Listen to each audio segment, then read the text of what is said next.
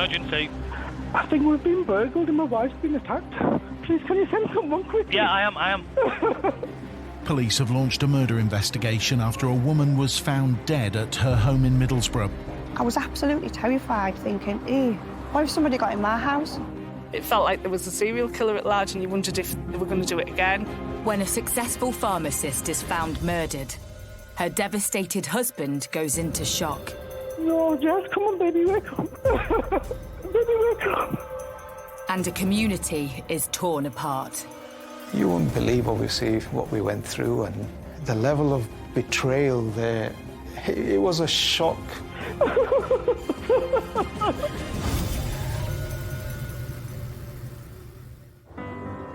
In the northeast of England lies one of Middlesbrough's most attractive areas, Linthorpe. It's quite an affluent area. Big houses, quite leafy, long driveways, nice cars on the drive, professional people live there. You know, it's a family area, it's very friendly. The best part about it is the neighbours, you know, we all get on and good community. It's very safe, yeah, very safe. In the heart of the community were a couple named Jessica and Mitesh, who owned a pharmacy in the village. We've got a chemist here actually on our doorstep. It's a husband and wife team, so they work together. The couple are really friendly people, helpful. Whatever you need, they're always there for you to help you out. You know, any advice that you need, they're always there. Both Jessica and Mitesh were from large Hindu families in West Yorkshire. We grew up in a joint family, so there was 12 of us in my household. Jessica was the first child, a happy, calm child to what I remember. She was a good child, never any bother. Very fond memories of growing up with Jess, because we were only probably about 18 months apart in age, so quite close together. She was always fun to be around, because she was always happy no matter what, always had a smile on her face. Jessica had big plans for her future and went to study at Manchester University. Jessica always said that she wanted to be a pharmacist. She always wanted to help people. That was her thing. It was at university that Jessica met Mitesh, and the pair quickly struck up a relationship together. I think Jessica's mum was ill around the time that they got together, and Mitesh was support for Jessica and would, you know, say all the right things, buy her presents, teddy bears, things like that. He was constantly showering her with gifts. I think she must have had like 50+ Me to You teddy bears in her collection, because we shared a room. They were like dotted all over the room. And she was just really happy. I got privy to a lot of their evening conversations at bedtime. Mitesh and Jessica would often be on the phone, and because we were sharing a room, it would be a case of her saying to him, "You put the phone down," and he'd be like, "No, you put the phone down." They seemed just like a happy couple, well, a happy young uni couple. Jessica's mother sadly passed away, but Mitesh helped her through this difficult time, and the couple soon mapped out their future together, despite some initial resistance. Initially, when Jessica approached Dad about getting married, he wasn't so ecstatic about it. He didn't think they were a suitable match for Jessica, but Jessica persisted. She insisted that she loved him, and vice versa. She wouldn't take a no. So, of course, obviously, in this day and age, we know that we can't force our child. And when she says that, "No, Dad, if I marry, it's him that I'm going to marry." But if that's the man she wants to marry, then that be it then. In July 2009, the couple threw a big Indian wedding. The marriage took place here in my garden. It was the first wedding within the Patel or the Hindu community that had 500 or 600 people. Newly married, the couple set their sights on a fresh start and set up home among the village community of Linthorpe. They got a lease on Roman Road Pharmacy and then bought a house on the avenue. A lovely big house which needed work doing, so they spent time renovating it, and building up their pharmacy, you know, becoming well-known people in the community. Having both a successful business and a new home in place, there was just one thing missing from their perfect life. Jessica wanted to be a mother. She's always had a very motherly and a maternal instinct. Being the oldest sibling out of all 6 of us as well, she was always that much more maternal. And she wanted children of her own. I think it's something they'd thought about for years. Apparently the couple struggled to fall pregnant, so started undergoing a course of IVF treatment, which I can only assume is a really grueling process, and that shows how much they must really wanted a child. She expressed to me that it wasn't working naturally and that they were going to be starting IVF. All in all, Jessica went through 3 rounds of IVF that were unsuccessful. Each time she would ring me and she would say it didn't work, and she would be heartbroken that it hadn't worked, and I think the emotional distress of it all was just too much. She'd just come back off holiday and we were talking in the evening, and she was just telling me about the IVF and this 4th round. She was so happy because this round was a positive round. She said that it looks like it's going really well. They managed to freeze 3 embryos, and in June, so within a matter of weeks, she was due to have them implanted, and she was so positive they were going to work this time. The happiness was in her. I can't even describe how happy she was, because that dream of becoming a mother was just about to materialise for her.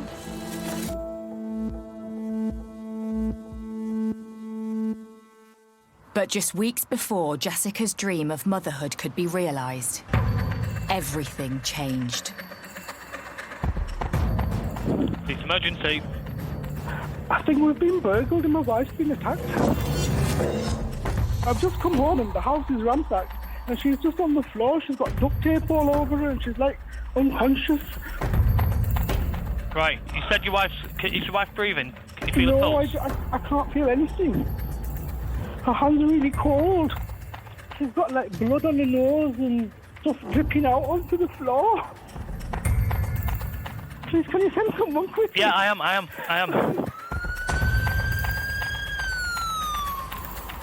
Yeah. Okay, listen. The police are outside. Can you let the police officer in? It's Jessica. I'll leave her with you, okay? Police and paramedics rush into the house and find Jessica in the living room. They try resuscitating her, but she is pronounced dead at the scene.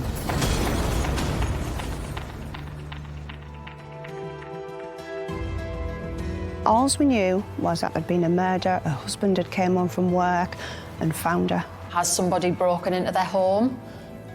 And is it a burglary gone wrong? It was just utter shock that, you know, anything like this could have happened.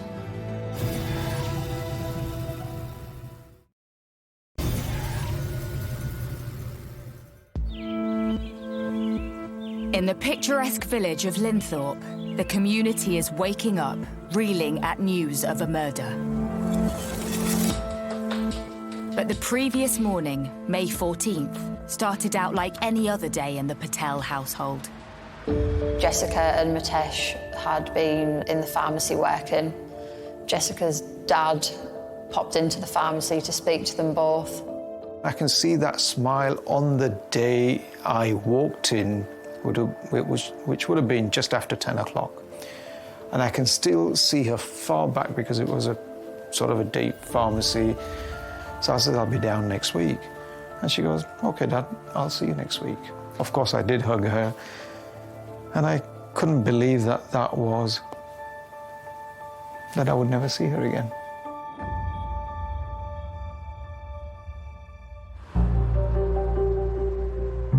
Mitesh worked the early shift, leaving the pharmacy to spend the afternoon at the gym. Jessica went home, Mitesh pops back to the pharmacy, goes to the local pizza shop to pick up a pizza for the pair of them, texts his wife to say he was getting the pizza, he'd be home shortly. He came from the chemist roughly around about 7:30. He ordered his pizza and then he left. We were quite busy at the time, so it must have been about 20 minutes, half an hour. He'd come back. I gave him his pizza. I shook his hand like normal, and he left with the pizza. Mitesh then goes home and makes the awful discovery. It's emergency. I think we've been burgled and my wife's been attacked. I've just come home and the house is ransacked and she's just on the floor. She's got duct tape all over her and she's like unconscious. Her hands are really cold. Please, can you send someone quickly? Yeah, I am. No, Jess, come on, baby, wake up. Baby, wake up.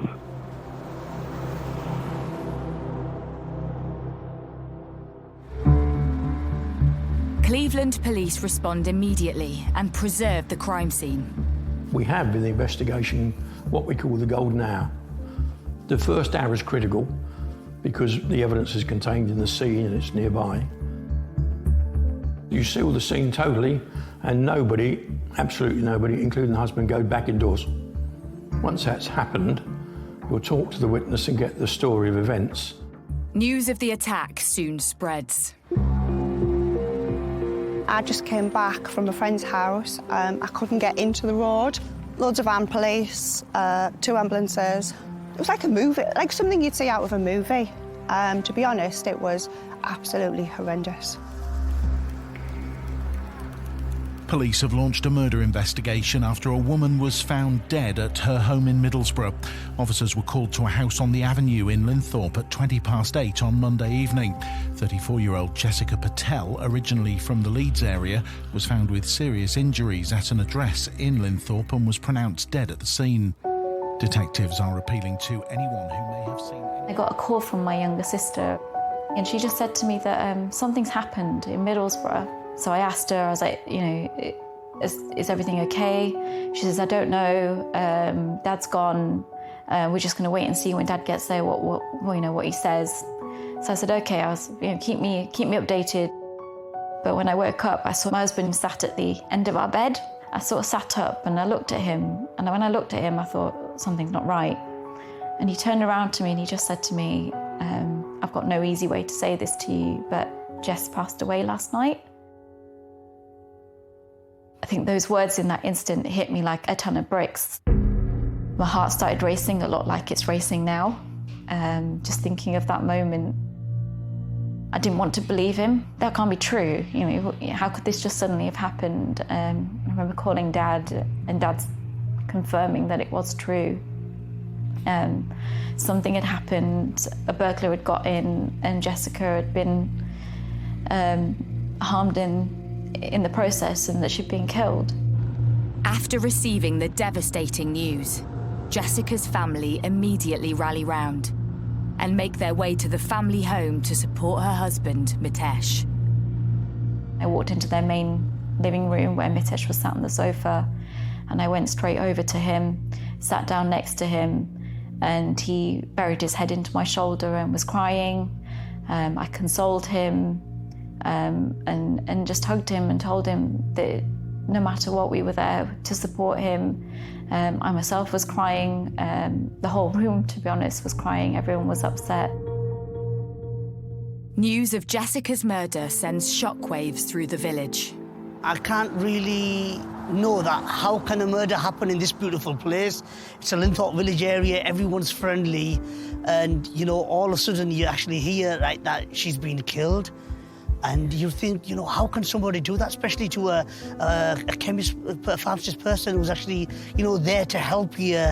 How it happened to beautiful Jessica, you know, and she was so lovely, and you can't even imagine how someone can kill her. It's a fear. It's a lot. I no words, really. It felt like there was a serial killer at large and you wondered if they were going to do it again. With such a big story breaking in the close-knit village community, local journalist Felicity Collinson is hot on the case from the off. I went out to the scene and the street was just like really quiet, you know. It was quite like an eerie quietness that morning. Cordon had now been moved to just around the house. It was just covering the driveway. There was forensics in white suits walking in and out of the house, carrying cases in and brown envelopes, evidence bags. There was CSI vans, uniformed police officers on guard.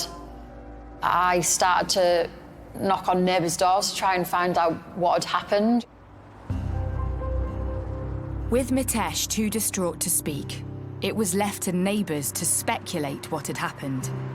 Had someone targeted this young, successful couple out of jealousy? A lot of people have been saying that there's been a burglary in the house.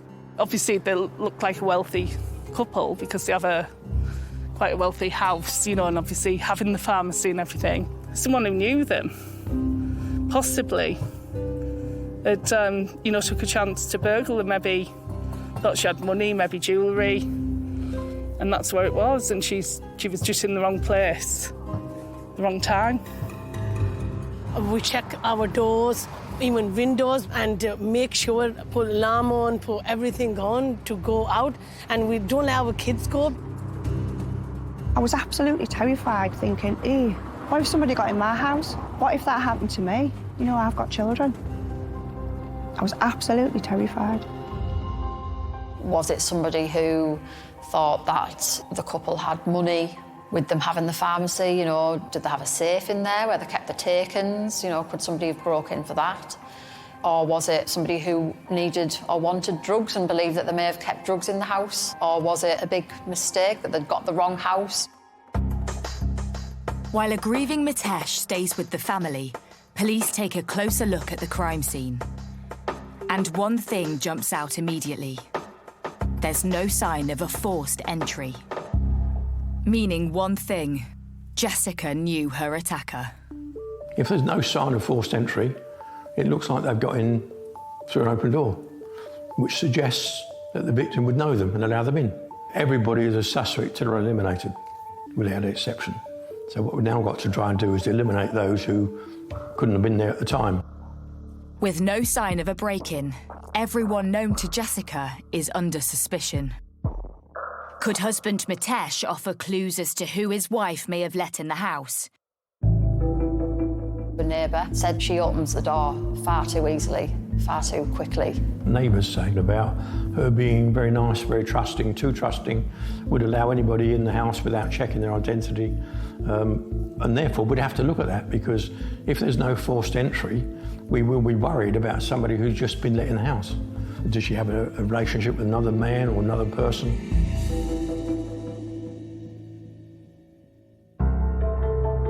Police need to identify a timeline of events in order to pinpoint when the killer gained access to the house.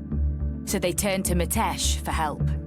You'll want to know where he was, what time he went, because the timeline, when he left and when he came home, is significant, because you need to be looking at perhaps other houses and CCTVs.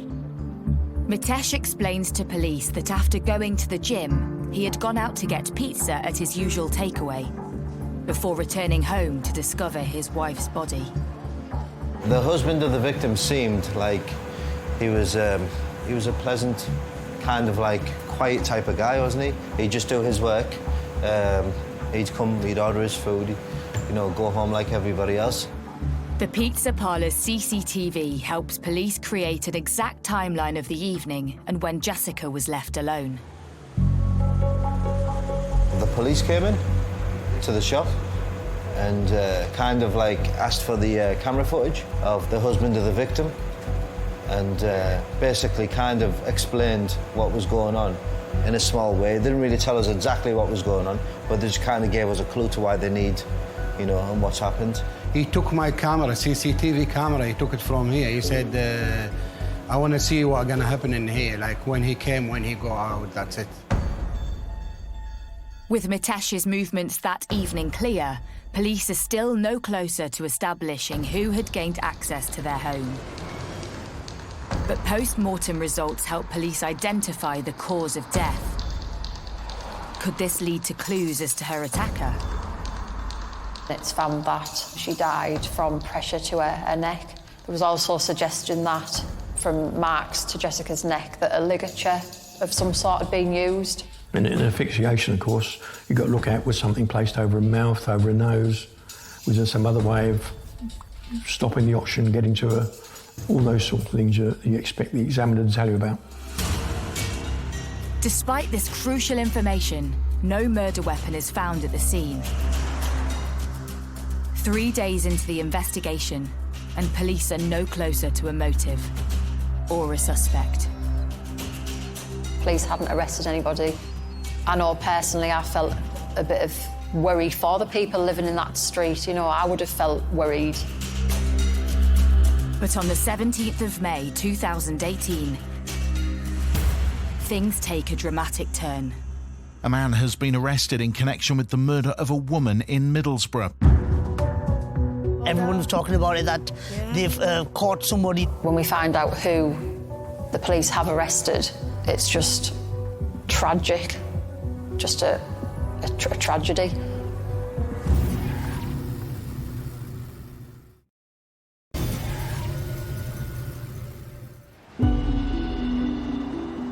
In the pretty village of Linthorpe, the close-knit community has been coming to terms with the murder of local pharmacist Jessica Patel. In the days since, Jessica's family rally around a grieving Mitesh. On Thursday morning, we proceeded to Mitesh's house again, just to lend support. We spent the morning there, but then Dad received a call from the liaison officers asking us if we could return home because they needed to speak with us. They didn't really tell me what it was for, but something related, which I thought they may want some more statements. We come home, we sat in that room, and there's the police, the family liaison officers, and they said, Mr. Patel, we have to tell you this. It's Mitesh.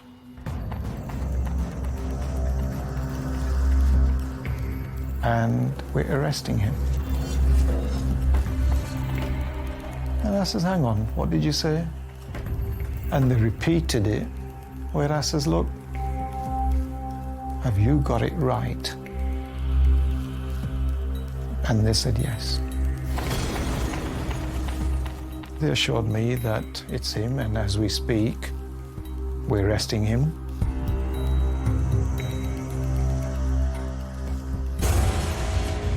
Having just spent the morning comforting Mitesh, his arrest comes as a shock to Jessica's family. You can't help but think that why would he do it? You know, what reason could he possibly have for having to murder Jessica? At the same time, you're like, have you got the right person? Because if you haven't, that person's getting away. Yesterday afternoon, police arrested a 37-year-old man in the West Yorkshire police area on suspicion of murder following the death of 34-year-old Jessica Patel in Middlesbrough on Monday. The man remains in police custody.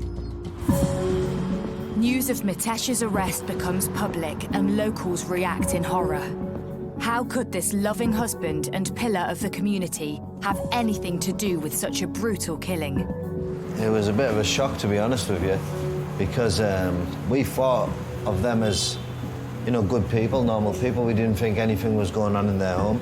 We were all just so shocked, gobsmacked, really. We're still thinking, is this really a husband who's been, you know, arrested for her murder? You know, he's a pharmacist, she's a pharmacist. You just don't expect this at all. So what had led to the arrest of Jessica's seemingly besotted husband? The man she'd been looking forward to starting a family with. The police are still searching the house, you know, for evidence and clues. And then there's a breakthrough. So senior crime officers find a hard drive wrapped in clothing underneath the mattress. It has a serial number on it which relates to the CCTV in the house. When police had previously spoken to Mitesh, there had been no mention of this CCTV. Surely the first thing that you would do, or one of the first things you would do if your wife had been murdered, is think, oh, we've got CCTV. The footage of the killer will be on our CCTV. But there was no mention of this at all from Mitesh. Police examined the CCTV footage from the hard drive. It shows that it was switched off or taken or removed 6 minutes before he called the police with a 999 call. Police rewind the footage to look for any clues earlier in the day. But what they find shocks them. The CCTV shows that at 3:30 p.m, Mitesh returned home from the gym, but never left to get pizza before Jessica came home from work at 7 p.m. Instead, Mitesh doesn't leave the house till 7:42 p.m. and then returns home with the pizza at 8:15 p.m. 4 minutes later, the camera is switched off. This is a crucial piece of evidence because it doesn't show any other person entering or leaving the house other than Jessica and Mitesh. You know, there's no other, intruder or person sneaking around. Mitesh calls police at 8:24 p.m. to report finding his wife dead. With no sign of anyone else coming to the house, police hone in on their now #1 suspect. So now he becomes the prime suspect. We now need to look at what's the motive. So you'll extend the investigation and you'll also start looking now at all his personal life and personal technology he has. Has he got an app on his phone? What does his computer say? And the family computer drops a bombshell discovery. There was searches on his computer, how to kill my wife. His searches included employing overdoses of insulin, employing perhaps strangulation. We've also got searches on his laptop and on his phone about the fact that he will earn £2 million in insurance payouts from his wife's death. Have police finally uncovered a motive for Jessica's murder? These were various policies that were taken out at various times. It's interesting to note that the first policy was taken out shortly after Mitesh Patel had begun in 2013 to investigate ways to kill. But the biggest breakthrough comes when police look at Mitesh's mobile phone, which recorded his heart rate and activity. Mitesh Patel was not to know that he had this particular app activated on his phone. It tracks not only his steps, but also if he's done any staircases. The app reveals to detectives that immediately after Mitesh had arrived back at the house, at a time when he said he discovered Jessica's body, he had also gone upstairs for 4 minutes before calling 999. There was no reason, no innocent reason, for him to have done that if he was coming home to find his wife's body on the floor, just to the right of the front door. So what had gone on that fateful day? And what was the truth behind their seemingly loving relationship? The 14th of May seemed to have begun like most other days. It's right that Mitesh went to work early that morning. Jessica got into work herself an hour or two later. The day continued as other days. Because he'd worked the morning shift, Mitesh Patel left work. He was due to go to the gym at lunchtime, and then he went home. He spent the rest of the afternoon in the family home, and he was there when Jessica got home from work. Of course, he was to lie to the police about that, but he was there when she got home from work, shortly after 7. Detectives established Jessica was killed soon after arriving home. and before Mitesh left the house to get pizza 42 minutes later. After he'd murdered his wife, he left the house. He then went to the pizza parlor just down the road and ordered a takeaway. He looked like he was on edge or there was something wrong with him, but we didn't take any notice. He returned to the family home. He's got to have dismantled the CCTV footage, gone upstairs, hidden it, then come downstairs and then made the call. It's emergency. I think we've been burgled and my wife's been attacked.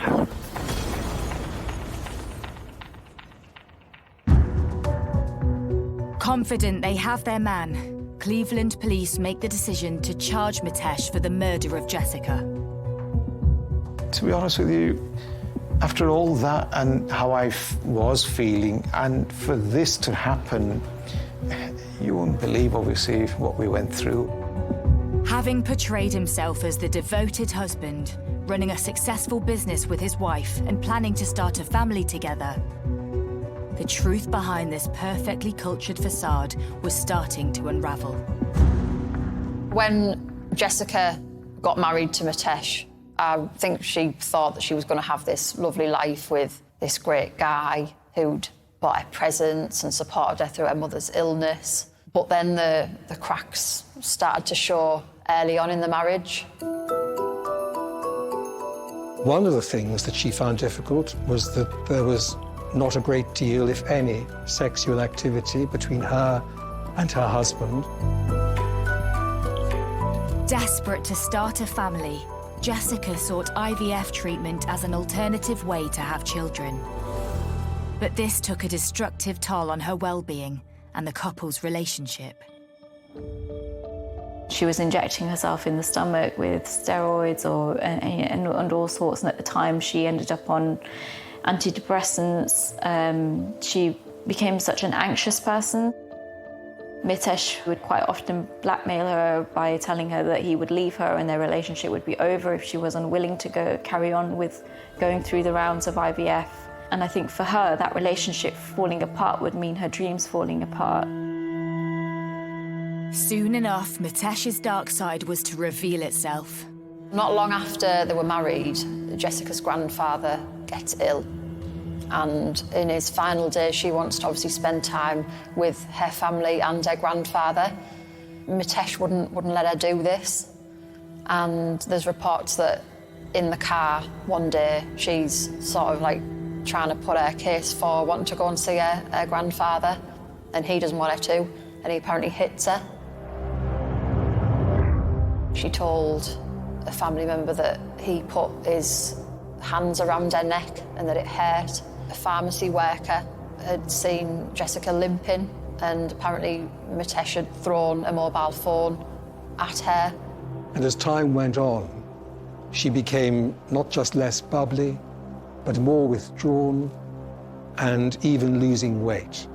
And we all came to understand that which Jessica's family suspected, that she was being controlled and kept apart from her own blood family.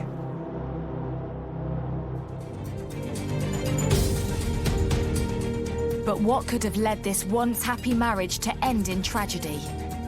Why did Mitesh want to keep Jessica apart from her family? And why did he end her life in such a violent way?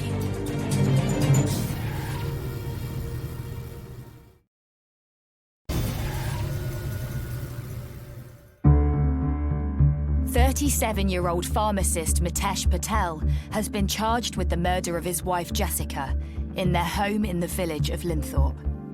Having pleaded not guilty, the case is sent for trial. To be honest, we can't believe that he had the audacity to plead not guilty when there was all of this evidence against him. It was just bizarre that he would even try to, get off with this. In December 2018, the trial begins at Teesside Crown Court. Well, in my life, I had never gone to a court before, never ever been in a court. We knew it was coming. To be honest with you, I didn't want to be there. For the first time since his arrest, Jessica's family comes face to face with her alleged killer. There was a couple of times that he had the opportunity to make eye contact with the family. There was clearly no compassion in him for the fact that he had lost his wife so horrendously. He didn't at any point scream his innocence. I don't think I could ever recall him saying, "It wasn't me, it was somebody else." The prosecution reveals how Mitesh first appeared to police. When he was first seen by the police, it was noticed that he had scratch marks down his neck. He was in due course to explain those away as having been as a result of his session at the gym that lunchtime. Well, that was clearly not the case. Further work by the forensic scientists were to reveal that underneath the fingertips of Jessica Patel was his DNA, particularly on the right hand, and she was right-handed. So the picture began to be built up of a struggle in which Jess had fought with her attacker, and clearly that attacker was her husband, whom she had scratched down the front of his neck.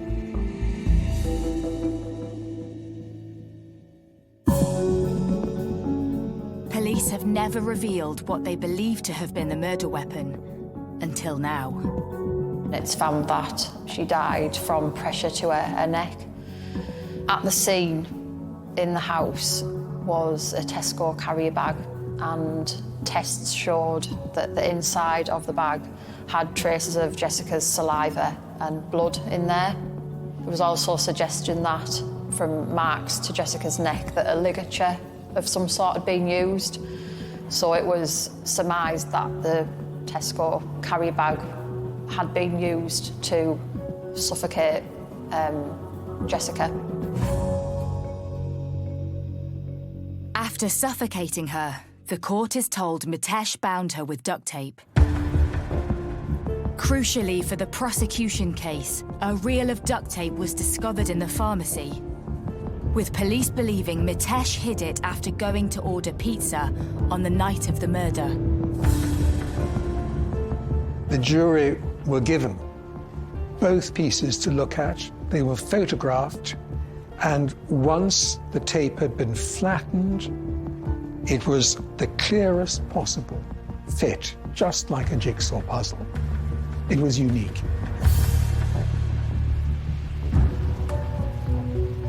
I was present at the court every single day. I think 95% of what came out in that courtroom we were unprepared for. There was only 5% of that we went in knowing, and that 95% was devastating. To learn what Jessica had gone through, how she had died, what he had subjected her to all those years, it was just devastating. But the biggest shock was yet to reveal itself in the courtroom. Far from the perfect life they had portrayed to the world, it seems Jessica was harboring a secret about her husband.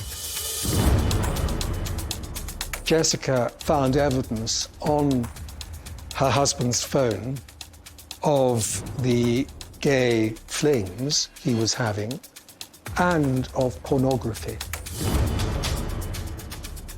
He insisted it's banter. He insisted he loved her more than anyone.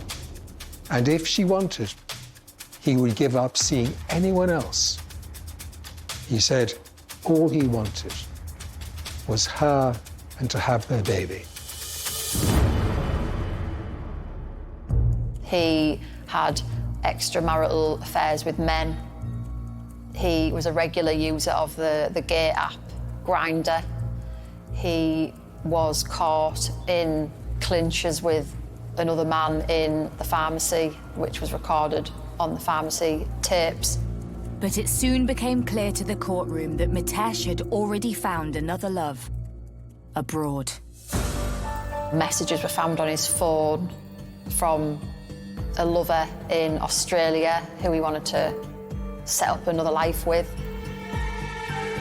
In 2011 December, on the Grindr app, he met a guy called Amit Patel. So was Mitesh's dreams for a new life the motive behind the callous murder?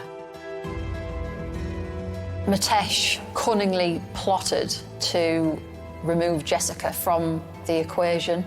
He basically wanted Jessica out of the way so that he could move on and start this new life in Australia with his apparent soulmate.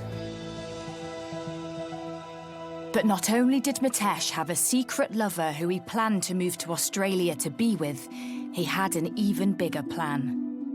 Mitesh wanted to bring up a child with his new lover. The child he should have been bringing up with Jessica from the frozen IVF embryo. I still can't believe that somebody could go down to that sort of level. He wanted to take this embryo with him to Australia. That was his plans.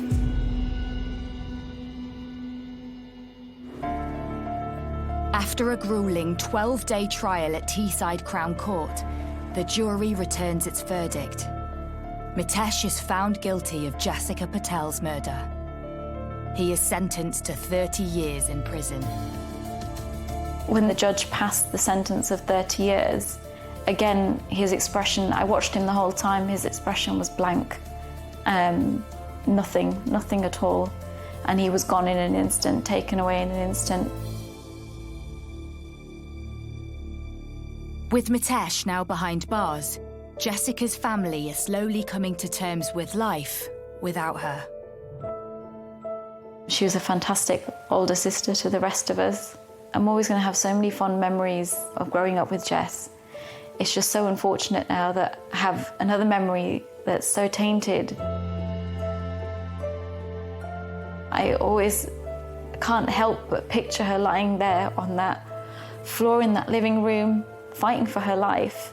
And I always think of that moment because I can only think that she must have thought of us in that moment, knowing that her life was fleeing away from her, and how desperately she must have thought, someone save me, knowing it was her husband that was doing this to her. I just can't shake that moment from my head at all. It's just there forever to stay. I wish it would go away, but it just doesn't. I want to be strong, and I want to be living the way I used to, even though I know that it's not possible, but I want to be strong. This is the worst thing that could happen on this planet, and it's happened to me and to this family. I do not want this to happen to nobody.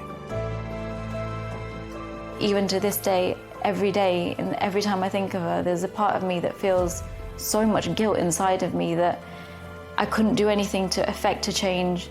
I didn't notice what was going on, but obviously there's no going back. There's no changing or undoing what's happened. But you've still got to live every day with that guilt inside of you and somehow reason with it as well.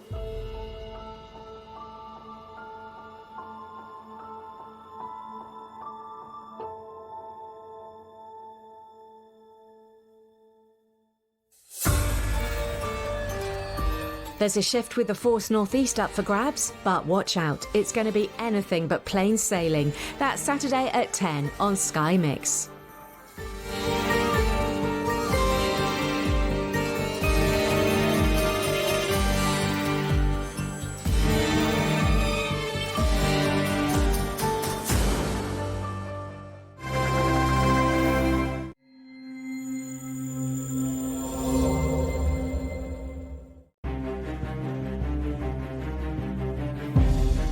The news broke overnight. It was brutal, you know, and it was in an area where you don't expect these sorts of things to happen. The principal injuries were to her head. There were signs of multiple blows from a heavy object. This is a sustained, violent assault. Such a quiet, beautiful village. The fact that there was a murderer on the loose was really scary for people. 4,500 occupants of local homes in the area were questioned. She was well known, well liked, well loved. Very difficult to imagine anyone would target her.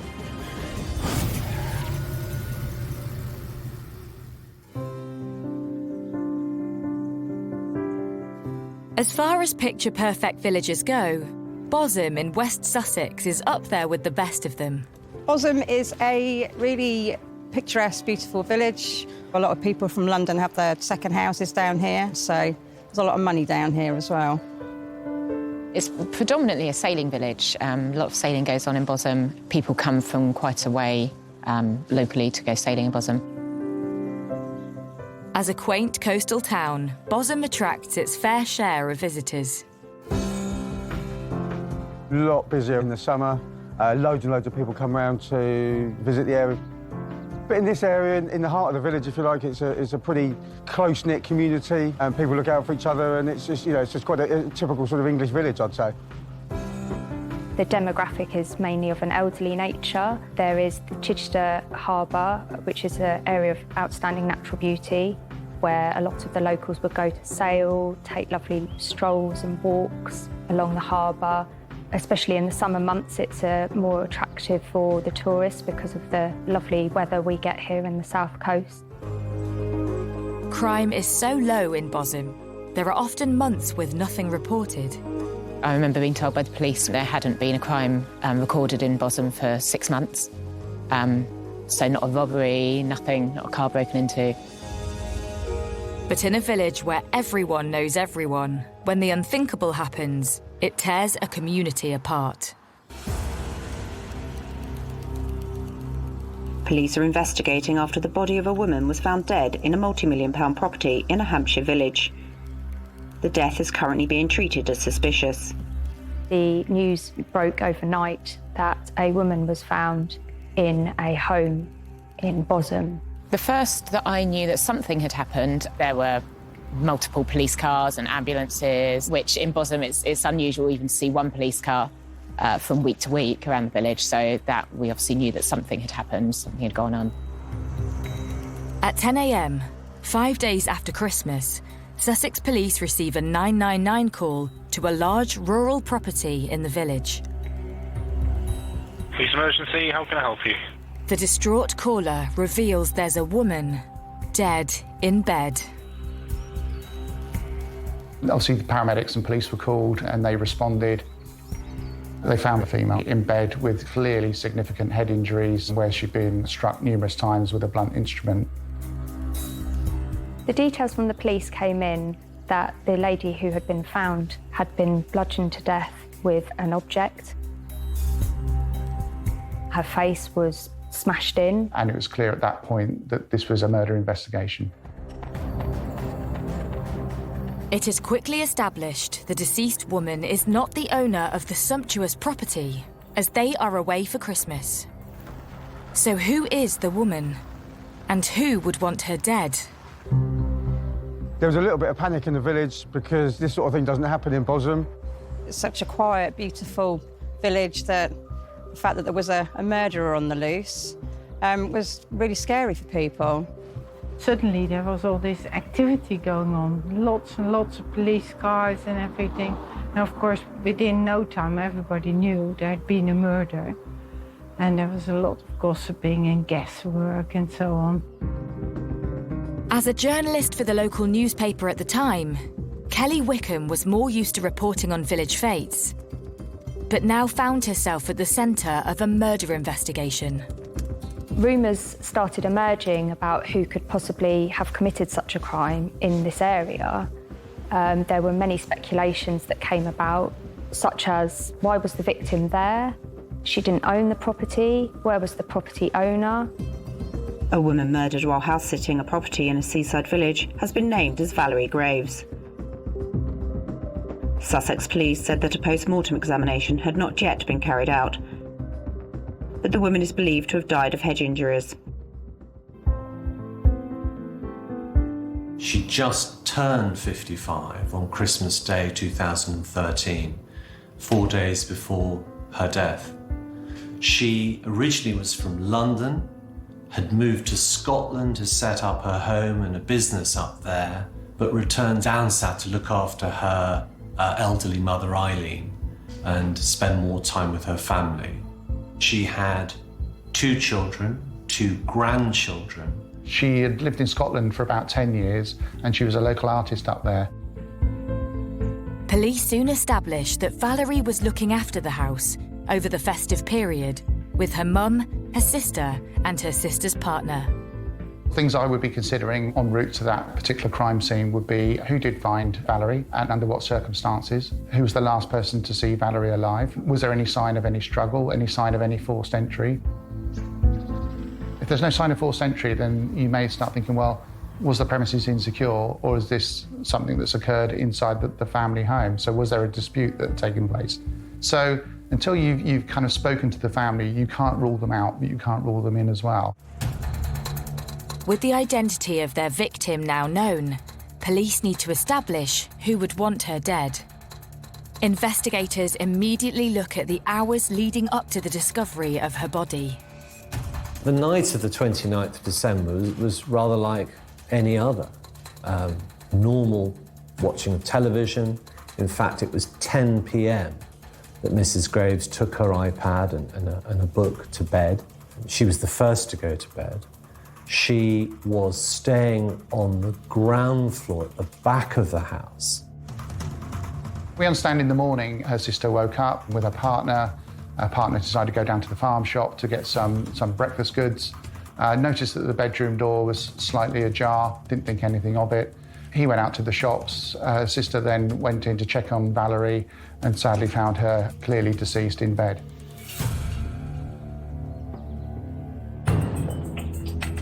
There were many rumours circulating about why did nobody hear her scream? Was this an inside job? Was there somebody in the house perhaps that knew what had happened? It was a really strange time because a lot of fingers were being pointed in a lot of directions. Certainly at the beginning, you have to keep a very open mind in relation to what may have happened. And unfortunately, that involves including, were family members involved in this? And so you have to sort of hold them at arm's length to a certain extent, ask them a number of questions in relation to their movements. Intense questioning of Valerie's family begins. I do remember conversations about the fact that the family hadn't heard anything upstairs and she was downstairs, and a lot of people were like, well, how did they not hear anything?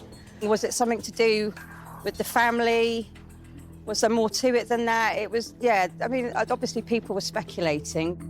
Initial reports into her death reveal a brutal attack. The injuries to Mrs. Graves were akin to a high-speed head-on collision. So how could no one in the house have heard anything? You have that gut feeling. You sense when you're speaking to people, looking at them in the eye, as to whether or not you think they are involved. And obviously, it'll be a very traumatic scene for the family there, and very unlikely that you're going to get crocodile tears under those circumstances. And again, you want to know what sort of relationship the family have with Valerie and why would they want to do that.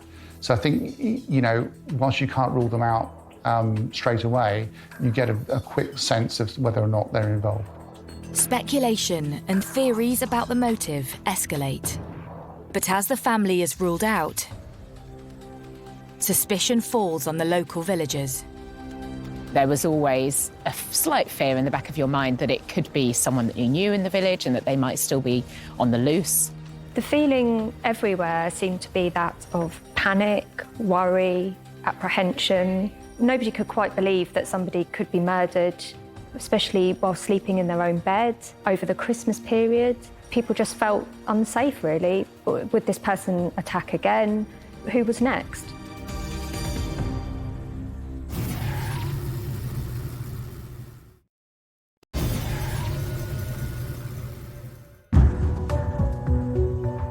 In the pretty coastal village of Bosham, news is spreading that artist Valerie Graves has been brutally murdered while house-sitting over Christmas. I work for some elderly clients that live in Bosham Home, and they were absolutely petrified because they're both in their 80s. The realisation that there's obviously a murderer out there, that the lady had been murdered in her sleep and they didn't know why. When the details did come out and you realise the gravity and the viciousness of the attack, it was quite worrying at the time. For a few months, everyone was sort of watching themselves or looking over their shoulders a little bit, thinking, could it be him, could it be her? With a murder investigation underway, police need to consider who would want to harm Valerie. Due to tides and flooding in the village at that time of year, police believe it's unlikely to have been an opportunist burglar. Meaning one thing, the killer has to be local. The weather was particularly miserable, lots of local floods going on, and it's not the sort of area that passing traffic would go through. You have to sort of go out of your way to get into Bosham. And so I would imagine over that period, it was almost a kind of a lockdown in that area where the locals would just stay there and no one would come to visit unless it was to visit family and friends. The area was pretty flooded. Not many visitors would have come to the area at this time of the year. It's Christmas. People would be spending time with their families together. And there was no real need for visitors, so the speculation was it must have been somebody local. With the community the centre of a major investigation, everyone is a suspect. The police came knocking on everybody's doors, and literally everybody. I mean, they came with the two, and they would interview each member of the family separately. Police have several avenues in which to explore. You'd also want to know who else has access to that address. So we know that the occupiers are away on holiday. A few phone calls could easily establish where they are and whether they had opportunity to get back to the address. But you're also thinking, well, who would do this and why would they do this?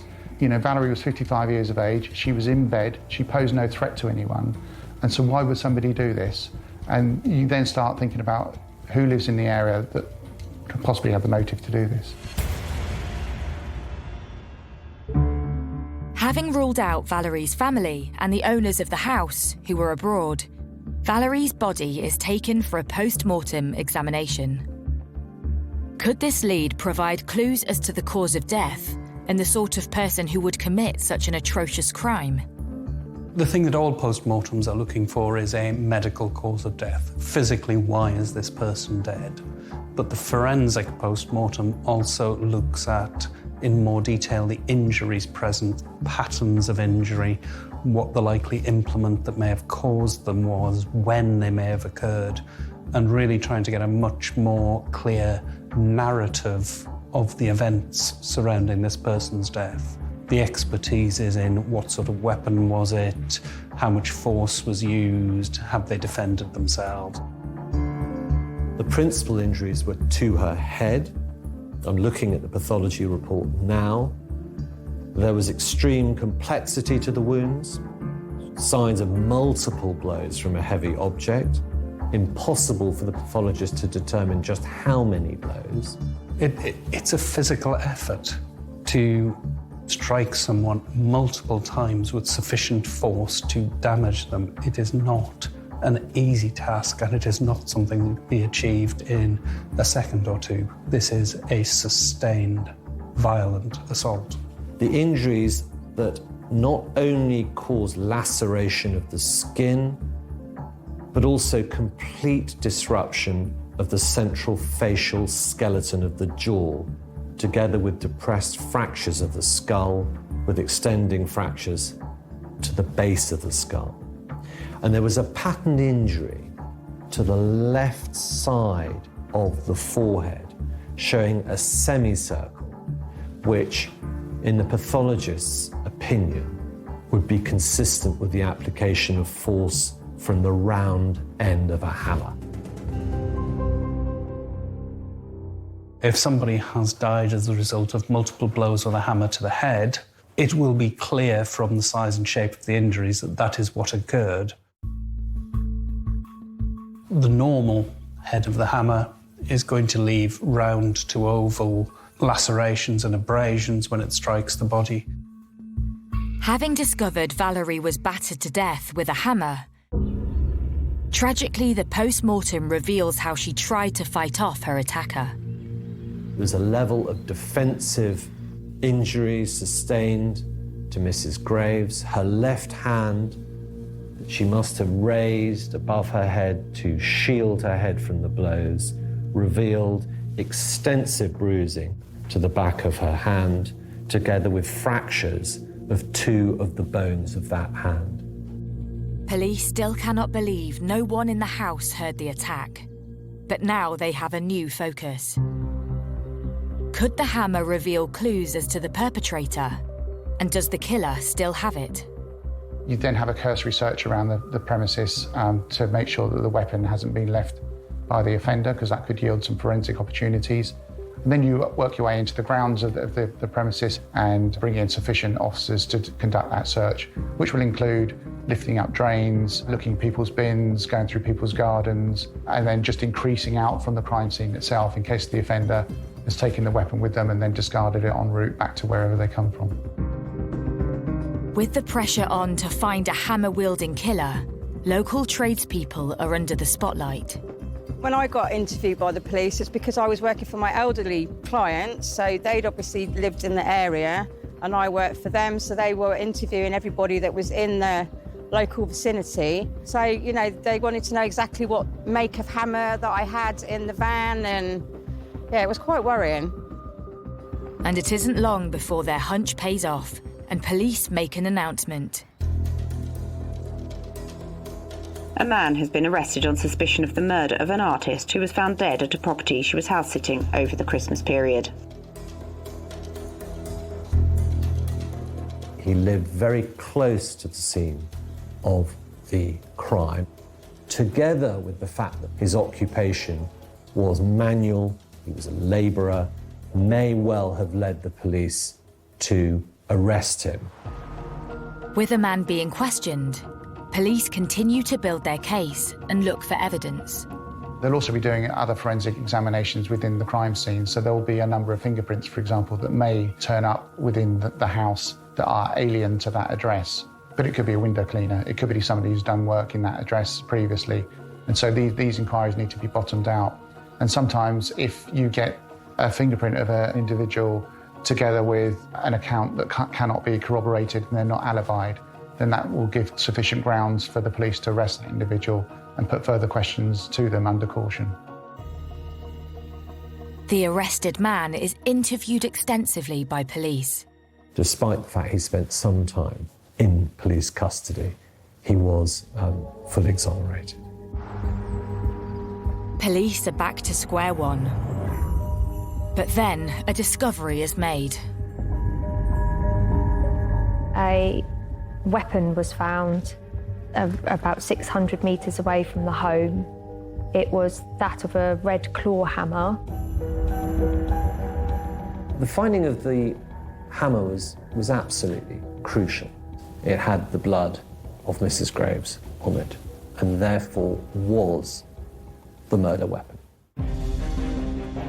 And the hammer itself had been exposed to the elements for a couple of days, which means the opportunity to yield forensic evidence is reducing daily. But that said, the scientists were able to yield a DNA profile confirming Valerie's DNA. And then what the scientists also found was a very small partial DNA, and all they could say was that it related to a male individual. Police now believe for certain Valerie's killer was male. Who is he? And why would he want Valerie dead? Investigations ramp up a notch and the search for the owner of the hammer begins. The hammer was a 16-ounce forged steel claw hammer, the sort of hammer you'd find from any DIY store. But to show the depth of the police investigation, they contacted Screwfix, who are the company who manufactured this hammer, and then trawled through the records of those suppliers who had sold this type of hammer and then tried to eliminate purchasers from their inquiries. The risks around having a partial profile is obviously you don't know who it belongs to, and actually it could be an innocent profile. So it could have been, the shopkeeper that sold that hammer. It could be their profile. It could be somebody who's borrowed that hammer. So it may not necessarily link to the murderer, but at least it gives you an idea as to who you want to speak to that may have had contact with that hammer, and then that can then lead on to further inquiries. With a partial DNA profile on the hammer, every male in the surrounding area is suddenly the focus of police attention. The next step then is to start looking at males within the area, matching a certain criteria, who they're then going to ask to come forward and voluntarily give their DNA. It's a very expensive and time-consuming process. Everybody was asked to come and volunteer, including people such as the postman, people that live nearby, anybody in the area. They set up a mass DNA screening process where they asked local men from the age of 17 and upwards to come to a location, bring their ID with them, give them a thumbprint, and then offer a DNA sample that can then be checked against the partial male DNA profile that the police already had, so that they could either be ruled in or ruled out of that investigation. So the response locally was outstanding because there was a joint desire in this small village town of Bosham that they wanted a culprit caught. Not just, of course, for Mrs. Graves and her friends and family, but because they had, on the face of it, a very dangerous man out loose.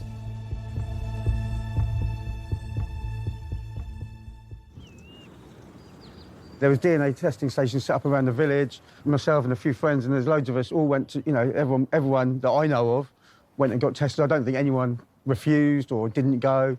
I think it was the sort of thing that actually, do you know what? If you haven't got anything to hide, then you've got no problem going and doing a DNA test. Months of DNA screening takes place in Bosham and the surrounding villages. So the police will do all they can to try and detect this crime. They need to do this for the family, but also to reassure the community that there isn't somebody dangerous still out and about. So they'll be undertaking all sorts of inquiries. The forensic searches alone will take, many weeks, if not months. And then with those samples will take many more months to then try and establish whether any DNA can be taken from those samples.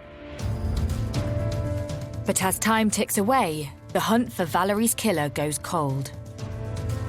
The police were at a loss. There were no new leads. Nobody had come forward with any more information. 5 years after her murder, Valerie's family, the police, and the villagers of Bosham are left fearing her killer will never be found. So they were mystified, absolutely mystified. Who could have wanted this lady harm?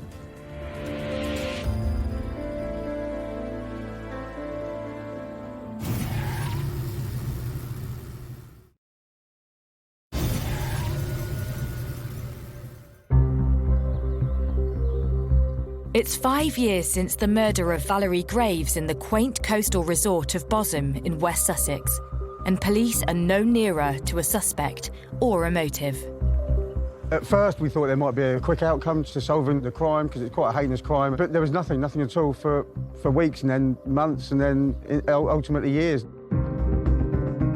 Having found a partial DNA profile of a male on a hammer believed to be the murder weapon, police have spread their net around the surrounding villages in the hunt for a suspect. It led to thousands of hours of police work. 4,500 occupants of local homes in the area were questioned. 600 statements were taken. 3,059 males were eliminated by large-scale DNA screening.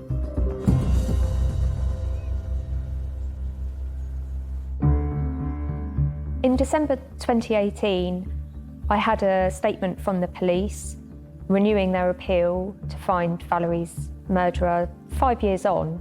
It was a really good statement. They were offering a substantial reward for any information at all. So for me, this was my front page story for that week.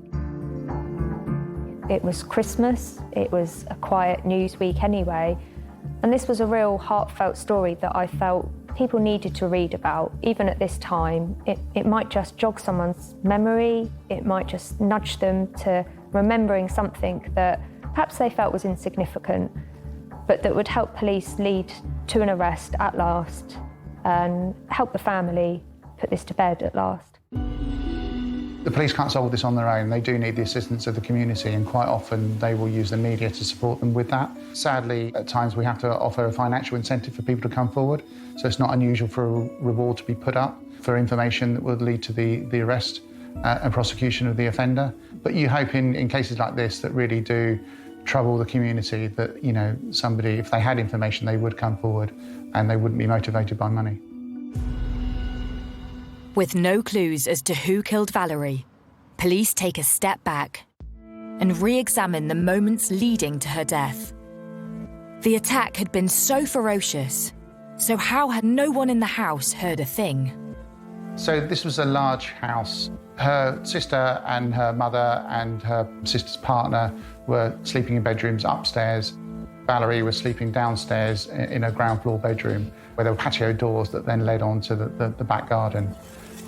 At that point, we know that somebody then entered those patio doors and then, sadly, brutally murdered her with a blunt instrument. Police dig a little deeper into their victim.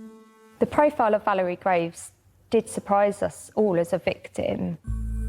She was just an ordinary person, for as far as we know, had no reason to be murdered in such a way or at all.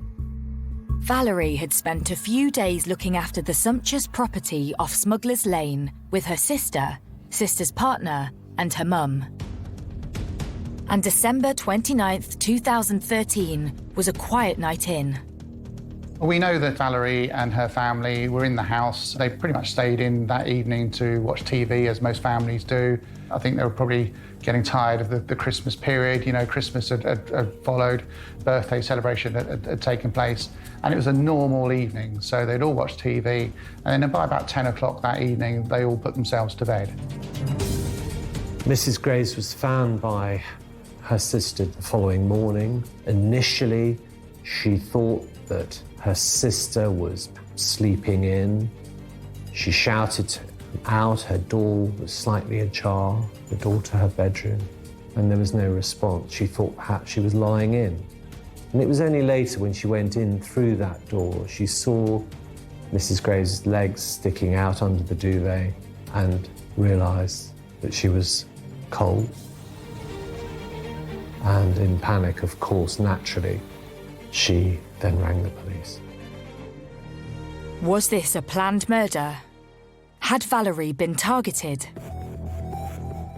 For me, there would be a number of hypotheses. The first one is that this is possibly a family member. You know, there'd been a dispute that evening and things have got out of hand and, you know, and unfortunately, Valerie's been assaulted. Another hypothesis is that she was targeted, but you then think, well, who would know she was there? This isn't her home address, so is she under surveillance by somebody? Is a relationship that's gone wrong in the past that somebody is looking to assault and injure Valerie?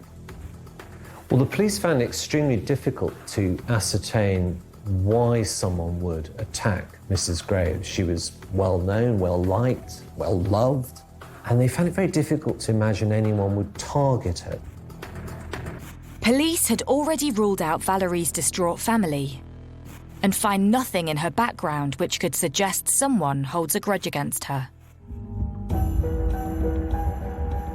They thought, perhaps naturally, that it was a case of mistaken identity, an attacker wanting to seek vengeance on someone for some reason. The people that owned the house, there were all sorts of rumours that went round about them and hitmen and all sorts of silly rumours. Rumours even spread that the house had been advertised on a site for swingers wanting sex parties and that the family had been there at the wrong time. There was a lot of wild rumour and speculation at the time. Some of it completely untrue, some of it perhaps a little bit more close to the truth. But with no real clues coming forward, police home in on one explanation. Some of these villages, people are of the mindset they don't have to lock their doors, whereas if you live in a city centre, you're probably more likely to do that. Was this an opportunist burglar who just happened to be in the area? Again, unlikely, I would have thought, because it's such a remote location, and therefore, was it a burglar who knew exactly what they were going for? Because they knew that the occupants were away. Police now believe Valerie's murder was the result of a burglary gone wrong, and that the burglar knew the owners were due to be away. But even that theory throws up questions. What seemed rather peculiar was that if it was a burglary, why was nothing taken? Seems rather a lot of effort and savagery, for want of a better word, to then leave empty-handed. So they were mystified, absolutely mystified. Having already tested thousands of locals for their DNA and come up blank, and despite offering a reward for information leading to an arrest, police are still no closer to a suspect. And then, everything changes. On the 10th of July 2019, Cristian Sabu was arrested at his home address in Romania. He was asked whether he'd killed Valerie Graves. But who is Cristian Sabu? And what would he know about such a brutal and bloody murder all those years ago?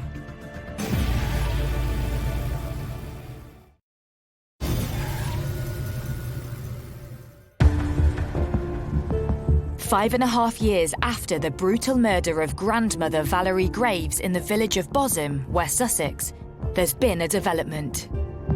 The police got in touch with us in July 2019 to let us know that an arrest had been made for Valerie's murder. This came as a huge shock to everybody. It seemed to come out of nowhere at all. Hearing the name Valerie Graves come up again in the news was quite a shock, and yeah, hearing that they'd made an arrest.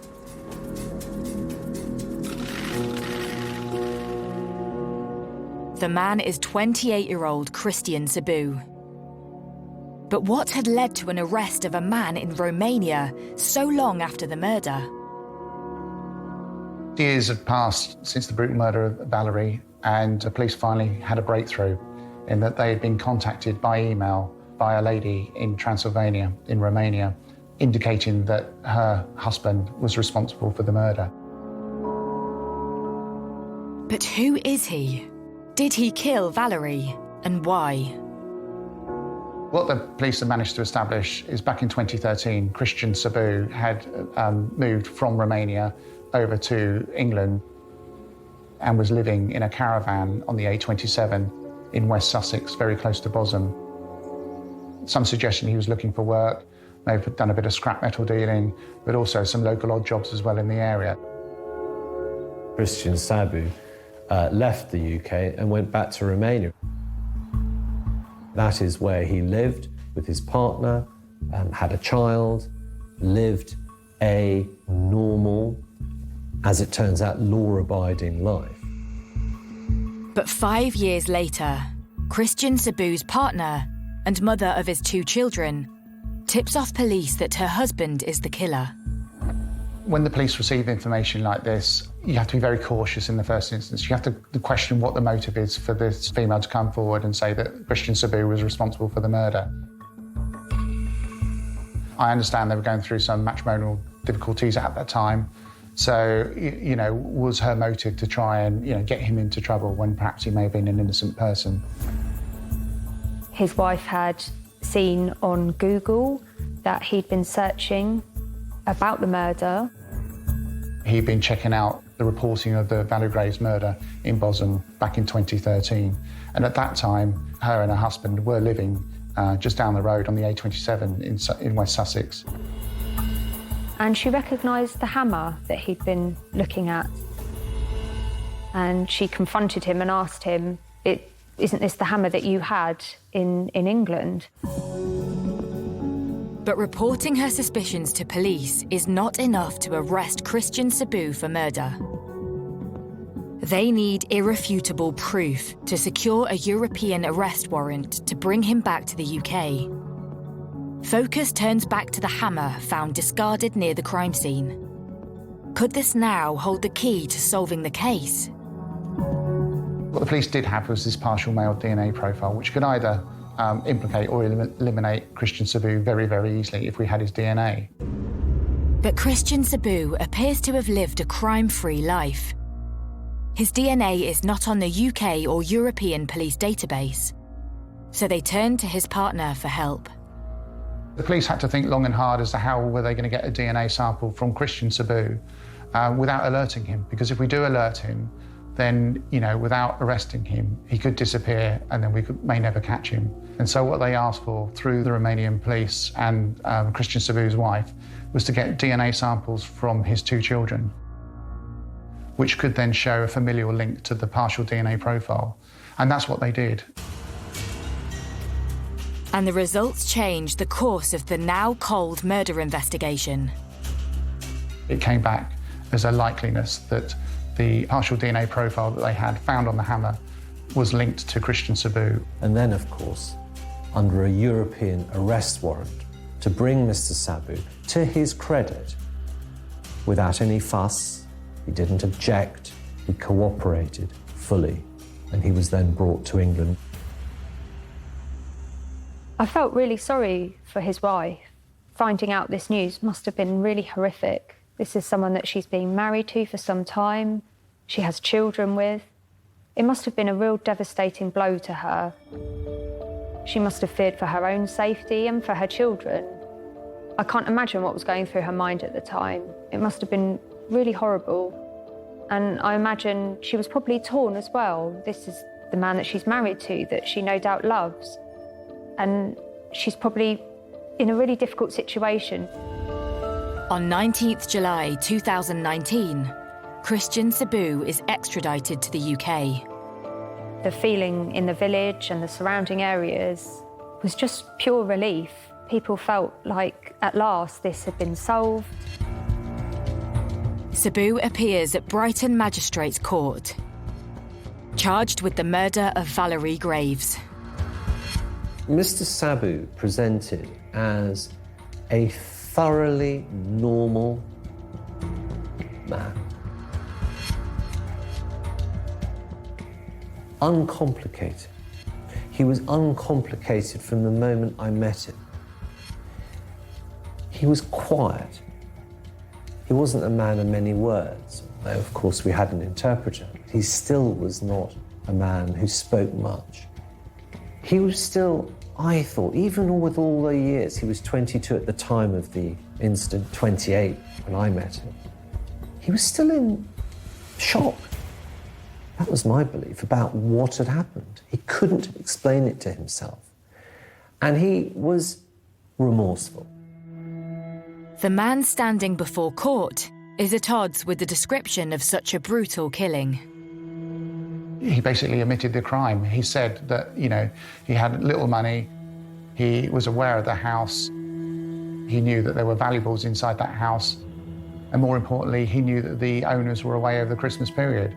So when he broke in, he was surprised to see Valerie, who confronted him. He had the hammer in his possession, and sadly, he then beat her with that hammer.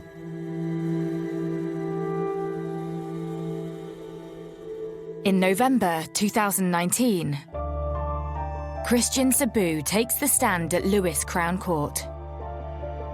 It was always the intention that he would be pleading guilty to the murder of Mrs. Graves. He did say that he felt bad about it. He didn't mean to hurt her. He told the court how he had had something to drink, cycled to the property in the belief that the property was empty. He'd gone there to burgle the place, effectively, and he was shocked to find Valerie there. He said that he panicked, and that's when the attack took place. He said that he'd never meant to hurt her. What remains perhaps a mystery to this day is why Mr. Sabu, on realising that there was someone in that room and in the house, simply didn't turn and leave. But he did strike her several times with extreme force. And I think only he will know what was going through his mind, but clearly full of panic. Alcohol, panic, stupidity. Summing up the case, the judge accepted that Sabu had not intended to kill and sentenced him to 24 years in prison. The judge on sentencing Christian Sabu said this: Mrs. Graves' head injuries were so severe that her maximum survival time would have been less than an hour. This was a sustained attack, and the terror and trauma for her in the final few minutes of her life is unimaginable. You had gone to those premises intending to burgle them, to steal from a safe you believed contained a lot of money. You took with you the hammer. You say you had been told the owners were away and therefore were unaware that Valerie, her mum, her sister and her sister's partner would all be in the house. It appears you entered the house via the patio doors in the room in which Mrs. Graves was sleeping. When you realised your mistake, namely that the room was occupied, rather than simply running away in the hope you couldn't be identified by a woman waking from sleep, you launched this horrific attack on Mrs. Graves, who had been asleep in that room. It was your dishonesty and greed that took you to the house. It was your cowardice and lack of morality that caused you to kill Valerie Graves. 7 years since the murder of Valerie Graves, the village of Bosham is slowly returning to normal. But the crime still lingers over them. Although this had gone on for such a long time, it was in the forefront of a lot of people's minds. There was always that feeling of who did it. And I'm sure many of the men in the area perhaps felt they might have been looked at. I mean, I was very glad that he got caught because it meant you can just go back to normal life. Whereas before, you do have this nickel in the background that somebody's murdered somebody from locally, because who else would go there? For a long time, we did think it must be somebody around here. I mean, who else could have done it? I think the general feeling was one of relief that actually, you know, the chap had been found and the family could get some peace. Also that it wasn't someone in the village. I think that was, you know, even after all that time, I think that was still a bit of a relief that it wasn't a chap living up the road or, you know, someone you may know. And the family of Valerie Graves can finally try to rebuild their lives. We have had to endure 6 years of waiting, not knowing if anyone would ever be brought to justice for this cowardly act. Mum was very much loved by our family, but sorely missed by us all.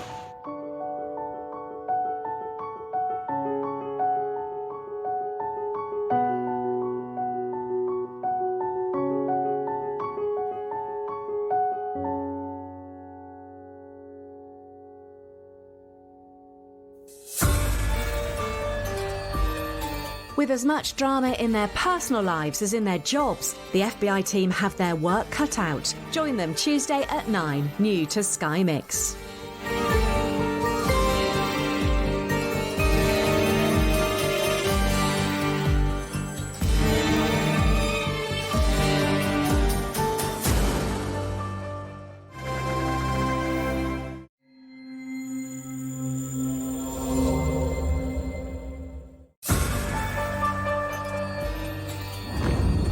Police, where's your emergency? Hiya, who do I report a missing person to? Who's actually missing? It's my wife. She walked out early hours Wednesday morning and she ain't been back since. It didn't add up. Why would she be gone for so long and why wouldn't she tell anyone? Maybe she had mental health issues and she had enough. Some people do find they can't cope with the pressures of life and wander off. The police, they were searching the area with sniffer dogs, police helicopter. It was much worse than we thought. And I was like, am I under arrest then?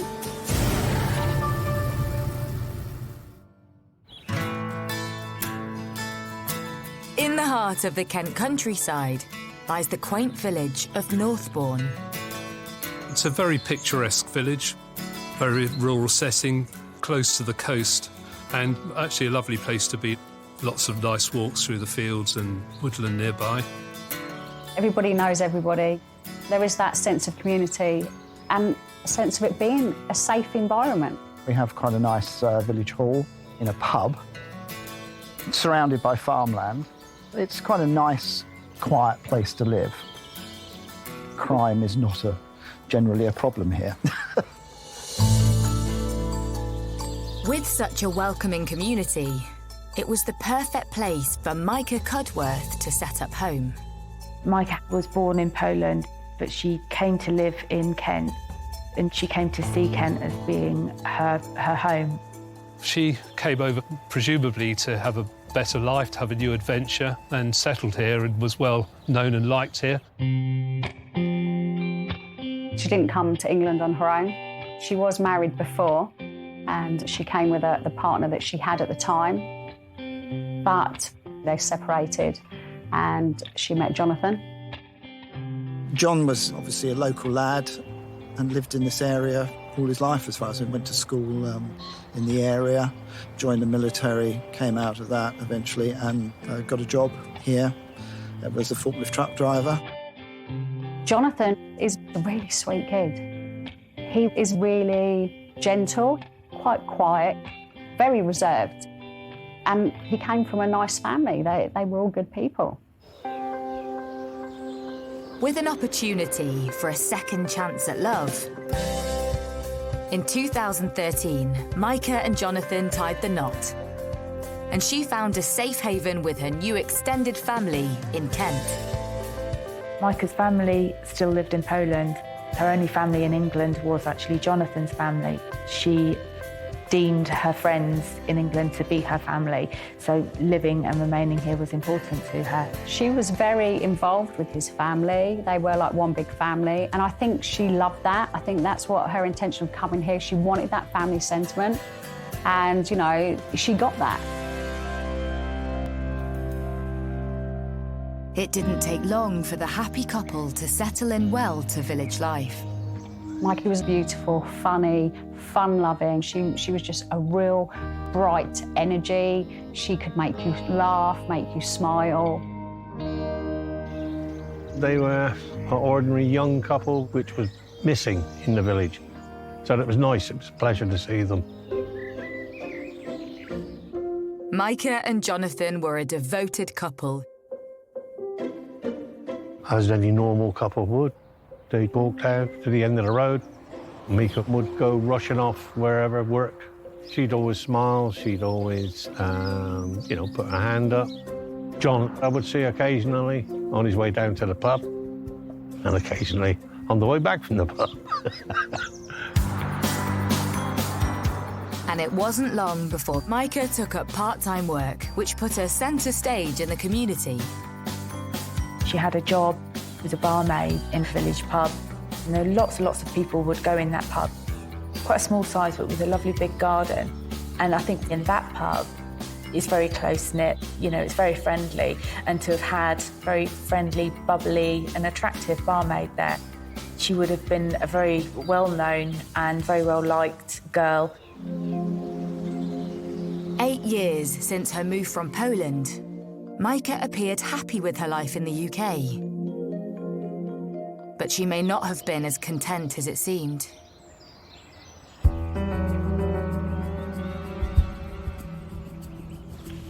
Kent Police, where's your emergency? Hiya, who do I report a missing person to? Who's actually missing? It's my wife. She came home about 11:30 because she went to meet somebody for a drink. She had a little bit of a row and she stalled off and she ain't been back since. So is she vulnerable in any way due to disability, mental health, or any other factors? She has been a bit down lately. OK. Micah had gone out after work and had a drink with a friend. She'd come home late. They'd had an argument. She'd stormed off. The next day, she was still missing. And then the following morning, Jonathan reported her as missing. Worried about Micah's whereabouts, officers do a quick search of the house for clues. They discover she had taken just a few essentials with her, keys and a handbag. But her car is still in the driveway, and her mobile phone is switched off. Concerned about her state of mind, officers speak to villagers for clues. My neighbour next door to me told me Micah had gone missing. The police came round, explained what they were doing, interviewed us all. You know, asking the questions. Have you seen anything? Have you heard anything? But with no information from neighbours, concern grows as to Micah's whereabouts and her state of mind. Kent Police decide to issue a missing persons appeal to the public. We received a press release from police to say that Micah had gone missing. It's human instinct, so it instantly struck a chord and we thought, something's wrong here. It didn't add up. Why would she be gone for so long and why wouldn't she tell anyone? Naturally, you think, God, this woman must be so unwell. Maybe she had mental health issues and she kind of like had enough and left the house in the middle of the night. It was sad.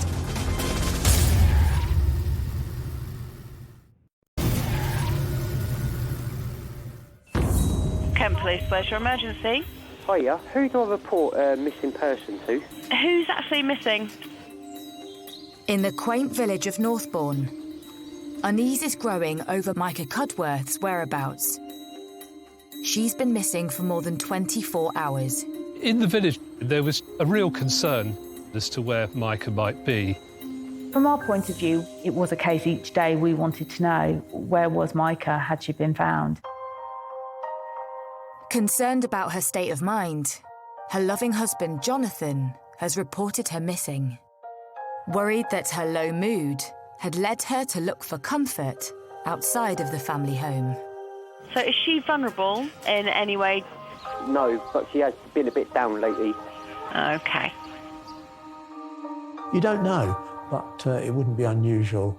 It could be some form of mental illness. Some people can't cope with the normal pressures of life and wander off. Life gets difficult and life gets tough, which it does for all of us, and we all face challenging circumstances in our lives. Having walked out in the middle of the night after an argument, the village can't imagine what's going through her husband's mind. I actually reached out to John and said, hey, this is really terrible. And I remember saying to him, you know, just hang on, hopefully she's going to find her and she'll get the help that she needs. After 24 hours with no contact from Micah and with no clues to her whereabouts, police start considering the possibility she could have harmed herself or met someone out to cause her harm. A full-scale search is launched. Suddenly, lots of police vans turn up. From going from seeing no police cars or hardly any police cars to being descended on by police was a little bit of a shock. The police, they were searching the area nearby. That was with sniffer dogs, police helicopter. You bring in resources, dogs, police dogs, searching fields, especially in the rural area of East Kent, there's a vast amount of agriculture. You might get the helicopter camera up with the infrared to see if you can find someone in the field somewhere and still alive. Police continue to scour the surrounding areas and question Micah's family and friends. But it appears after walking out into the night, she simply disappeared. Generally speaking, most missing persons turn up very shortly, certainly within, if not 24 hours sooner. This was then 30-odd hours. And then, of course, 36, 48 hours. And you always live in hope. But, of course, the longer it goes on, you always fear the worst. As the days pass, husband Jonathan and the rest of the family desperately cling on for any hope that Micah will be found safe and well. I was devastated for him. I felt for him, I felt for his family. I just wanted to help them, support them. We responded as best we could, and the church was open. We had a small little area as a place where people could come for prayer and reflection.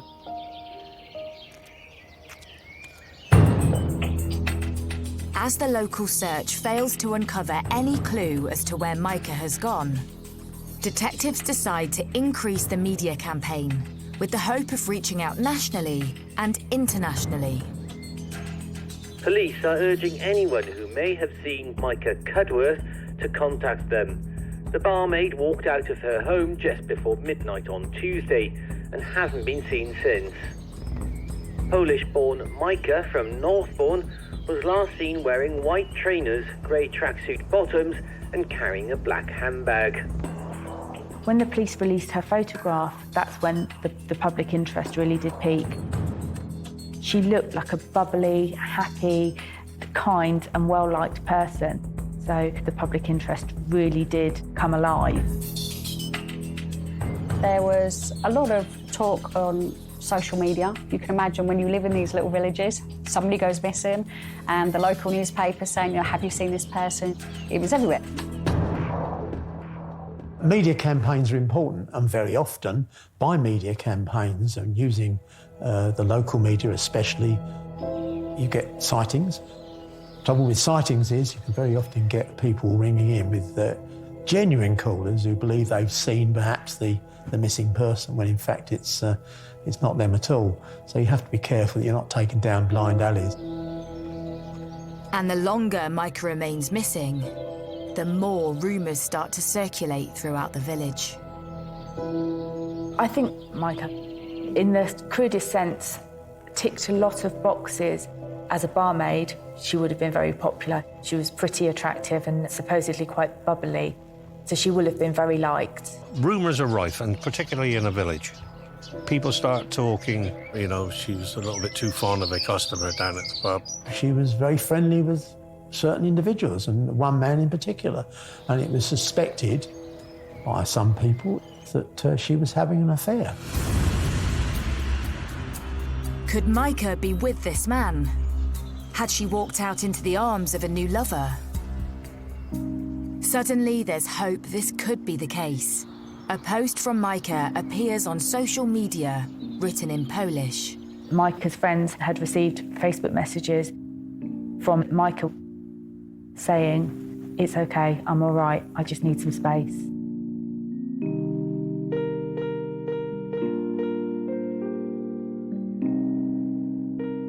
But that hope was soon dashed when the friends had spoken to police to say that the messages they'd received weren't quite grammatically correct. Some of her friends were questioning the grammatical use of Polish. It wasn't her usual way of speaking, as it were, on messages. They couldn't see that Micah would have written them like that, and something just wasn't adding up. Clearly, if she was sending these messages out, they weren't being sent by her. But if it isn't her, then who is writing these messages? Detective suspicion that something sinister has happened to Micah grows. And they widen their inquiries and home in on certain people.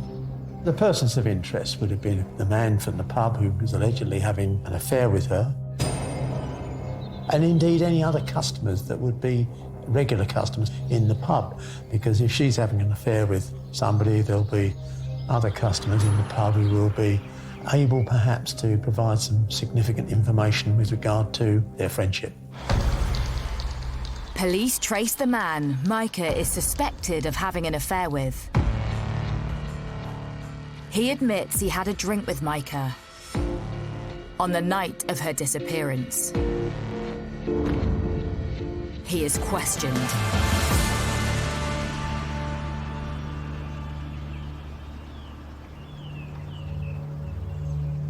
Concerned by the latest development, Micah and Jonathan's friends and family rally round him. Jonathan had called some friends and asked them to come round and give him support. They came round and they spent time with him. 4 days after Micah was reported missing, Kent police make a shocking announcement. Police investigating the disappearance of 36-year-old Micah Cudworth have said they've made an arrest. The barmaid from Northbourne went missing 5 days ago and hasn't been sighted since. Police say they are growing increasingly concerned for Miss Cudworth's safety. What's transpired, it was, yes, much worse than we thought.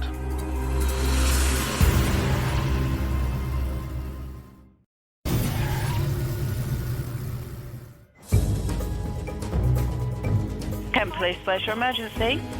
It's my wife. She walked out early hours Wednesday morning. She ain't been back since. In the Kent village of Northbourne, police investigating the disappearance of barmaid Micah Cudworth now suspect she may have been murdered. Believing messages Micah sent her friends after she went missing were actually sent by someone else, police question a man she was suspected of having an affair with. The police released a statement to say that they'd arrested somebody, a man, in connection with Micah's disappearance. But the man they arrested is not her suspected lover, but her husband, Jonathan Cudworth. One of John's sisters said he'd been arrested, and I was like, what? The news sends shockwaves across the village. How could this loving husband have anything to do with her disappearance? It's hard to describe, really. It's just a lot of disbelief, I think. The initial reaction for people in the immediate vicinity would be shock, surprise, nice couple.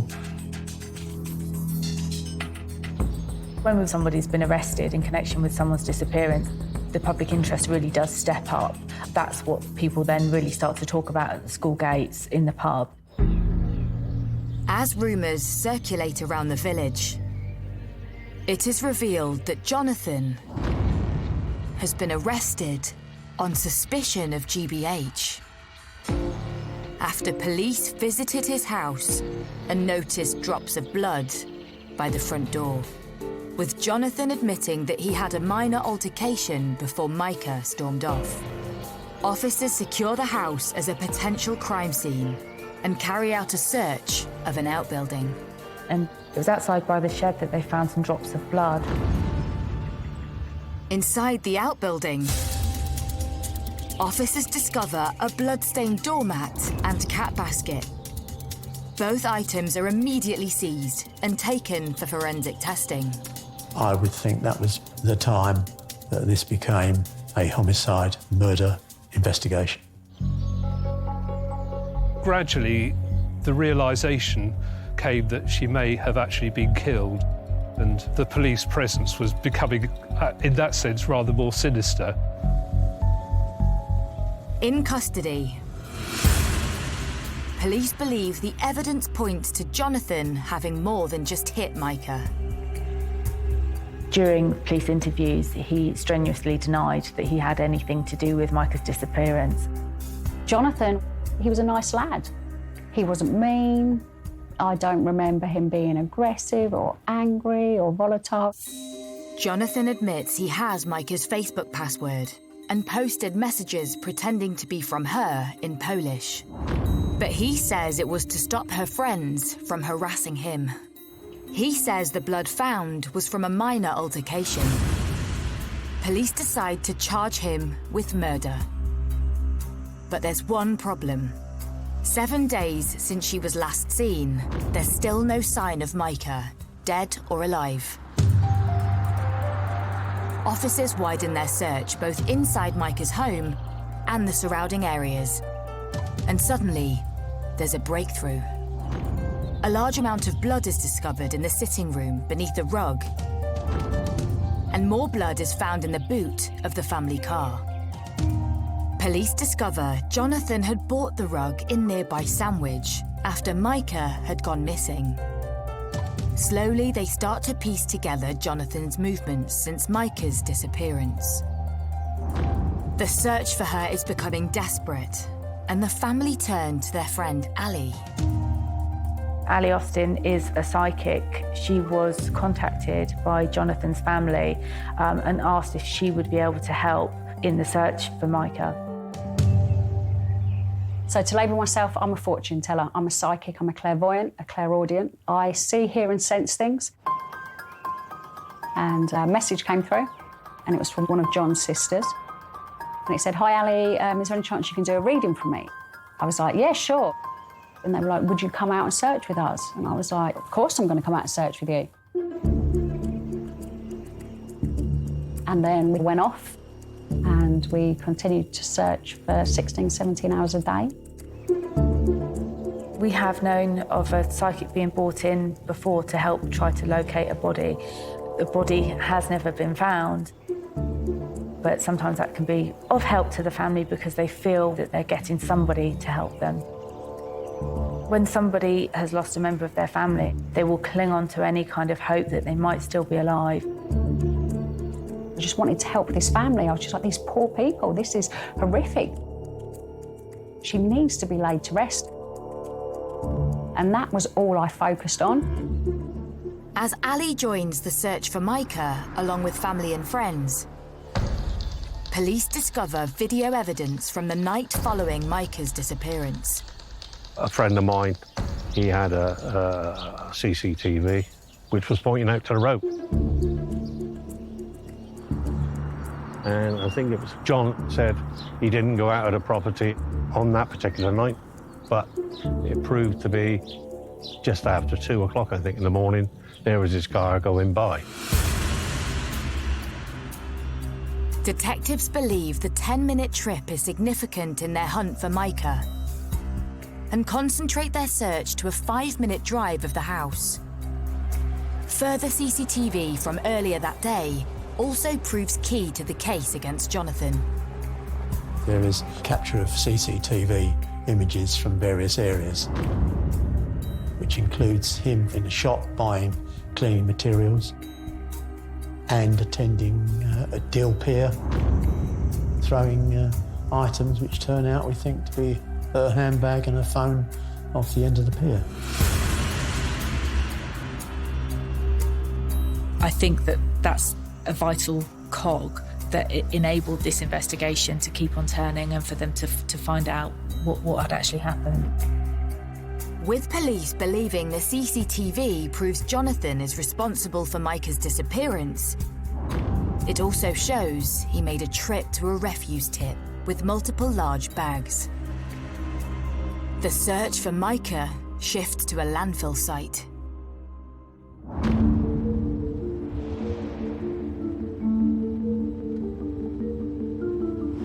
As the police search spreads, Ali Austin is concentrating her search in Eastry, where Jonathan grew up. Quite a few of us were out, and I was like, why don't I try dowsing? Dowsing is a method that has been used for centuries to find objects. Even when I say it, it sounds ridiculous, but we had nothing to lose. I was exhausted. We were in a field, and there was me and Jonathan's sisters, and I used this ring. So I took this ring, and you hold it. So we had this map, and I just got everyone to close their eyes and concentrate, and I was like, just say Micah, like, where are you? So we were sitting there, and I'll be honest, even I'm like, this is ridiculous, you know, this is ridiculous. And the ring stopped on a point on the map, on a roundabout. Ali and the family make their way to the roundabout and immediately begin to comb the surrounding fields. I just remember pulling up, and I ran off away from my car, and it was a rape field, and it was like 5 foot high, and you can't move. I've never been in a rape field, you can't move in that stuff, it's all intertwined. And I remember like literally being like this in the field, running like in a zigzag. And then the next thing I know,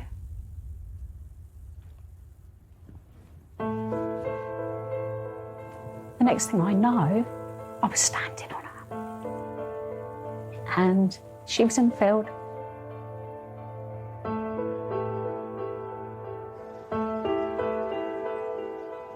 So when I found her, I just remember screaming to everybody. I found her and told everybody not to move and not to come. But that was the point that her body had been abandoned, yes.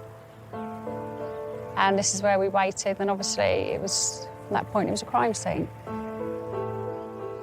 I didn't even think about what would happen if I did actually find her.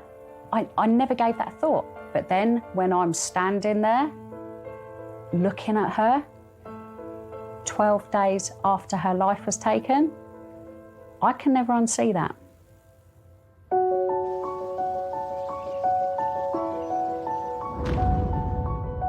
Kent police have said that the body of a woman found in a field near Eastry in Kent is that of missing 36-year-old Micah Cudworth. The news that everyone feared has now become a reality. There was a real sense of grief and loss. For that to happen was, really quite shocking for people and disturbing. It's a sort of incident you would more likely expect to happen in a big city. It's a sad thing more than anything else. And Micah was suddenly not being here anymore. It was upsetting, and there was a certain disbelief with that. When you lose anybody in a community, it's tragic, very tragic. Micah's body is taken to the mortuary where a post-mortem is carried out to determine a cause of death. The post-mortem reveals Micah was stabbed, I think, 4 times. It would appear she lost half the blood in her body. The injuries she sustained as a result of those stab wounds were clearly fatal.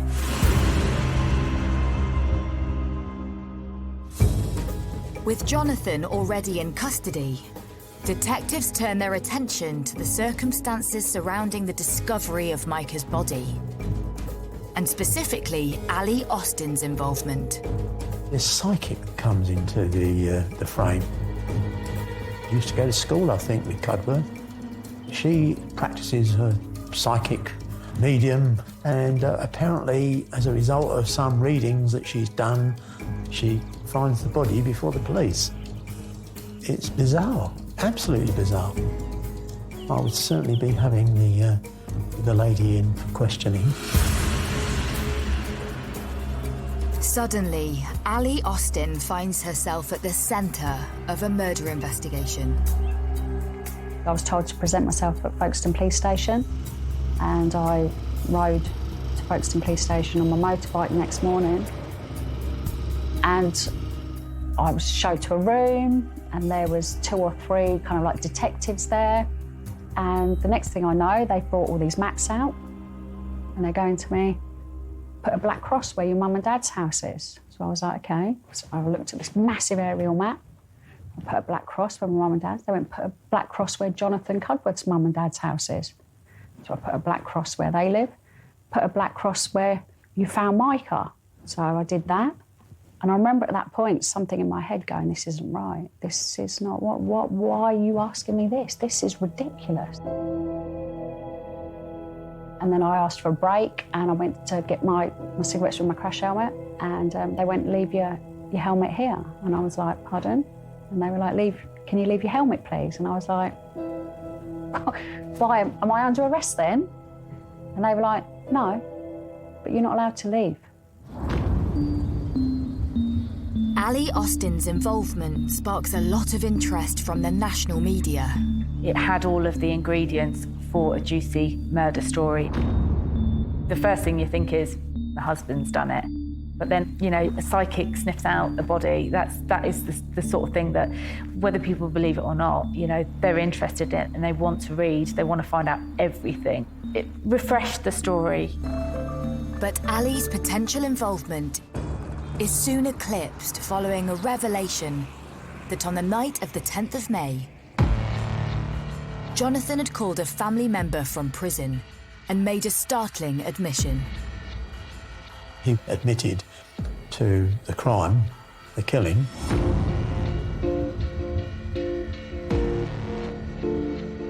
During the call, Jonathan disclosed the area where he dumped Micah's body. Using this vital info, his family had then turned to Ali to help pinpoint the exact spot. Following this revelation, the police are happy she played no other part. I do believe I was a suspect.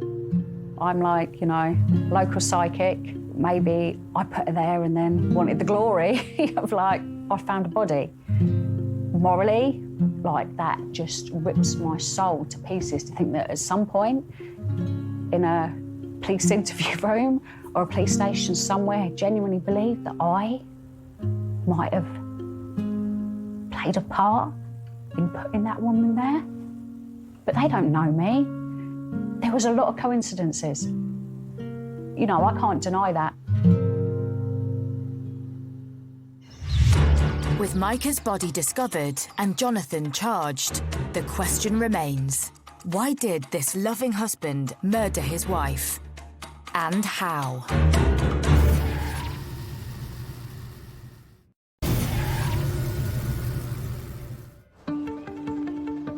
Jonathan Cudworth has been charged with the murder of his wife, Micah. Despite the evidence against him, Jonathan pleads not guilty to murder. He claims diminished responsibility because of a momentary loss of control, and the case is sent for trial. Having admitted to the killing and him charged with murder, it's then, of course, up to a judge and a jury, isn't it? That's all the police can do, is put forward the facts, the evidence that they can obtain, and any explanation that the defendant may give. On the 7th December 2015, the trial begins at Canterbury Crown Court. And the question on everyone's lips is, what could have possibly led to Jonathan losing control and killing his wife, Micah? John had a trust issues. You know, he didn't trust Micah. He thought Micah was having an affair. My neighbour, you know, said that there was problems, probably with their marriage. He'd heard them arguing. She met somebody else, which was one of the reasons for the domestics. So police found that Jonathan had been tracking Micah's whereabouts through a phone app, which suggests that he had a growing sense of paranoia about where she was, what she was doing, and who she was spending time with.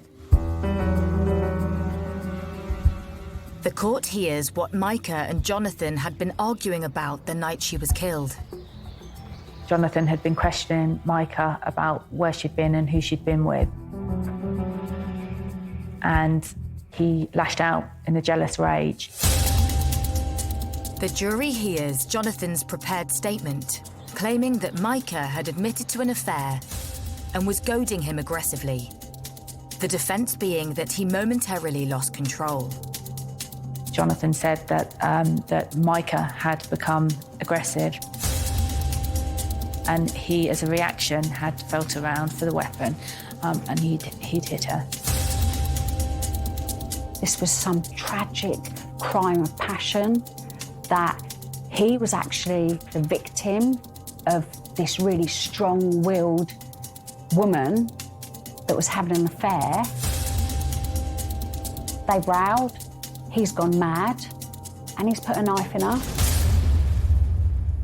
The court is stunned to hear Jonathan's version of events. But had he really killed her in a moment of madness? Crimes of passion, of course they can occur, you know. None of us could say we haven't got it in us. There's people, you know, they might do something in the heat of the moment, regret it, oh, no, and go, oh my God, you know, this has happened. It could happen to a lot of people in all different scenarios. However, details from the post-mortem are read out in court, which questions Jonathan's defence, that he simply lashed out.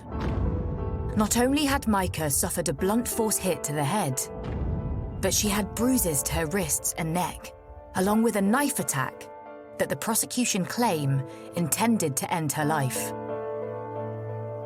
I realised that a crime of passion, a mistake, is maybe lashing out, pushing, shoving. You know, maybe he was cutting apples at the time, maybe he did have a knife in his hand. but she was stabbed 4 times. So she's been stabbed through her heart and then continuously stabbed on the upper part of her body, which corresponds with what my eyes saw. And soon it becomes clear that Jonathan has a checkered history with relationships. Police subsequently found out that there was a loose history of domestic violence, which included another ex-girlfriend and Micah herself. The court hears there had been one prior report to the police of a domestic verbal altercation between Jonathan and Micah. Micah notified the police that she was a victim of domestic abuse and that she lived in fear of Jonathan. This wasn't a random crime of passion. It appears Micah and Jonathan's relationship had broken down completely, and she had made plans to leave him. Since speaking to her family and her friends, she'd visited Poland 2 weeks before her death. She was leaving him. She'd saved £700, hidden in a drawer. She was going to be free of him. It is alleged that she had met somebody else, and whether she was going to have a life with them, I don't know. And she was confident that it was over. She returned to England, ready to prepare to start her new life. But before Micah could move on without Jonathan in her life, events conspired to stop her in her tracks on the night of the 29th of April. She'd been working at the local pub, and she came home sometime around 11:30, 12 o'clock. Phone analysis from that evening reveals that Jonathan had become more and more irate as the evening wore on, and was continually asking where Micah was in text messages. It transpired in court that after Jonathan had killed Micah, he dragged her body to a compost heap in the garden and left her there while he worked out how to dispose of her body. I believe she was behind the shed and he covered her body in grass cuttings. Everyone was around, and that is where she lay. On the next day, Cudworth then got rid of her handbag and phone off the end of the pier and bought some cleaning up materials from a local shop. And then he loaded Micah's body into the back of the car and drove her off to the field where he disposed of her. The following morning, Jonathan calls the police to report Micah missing.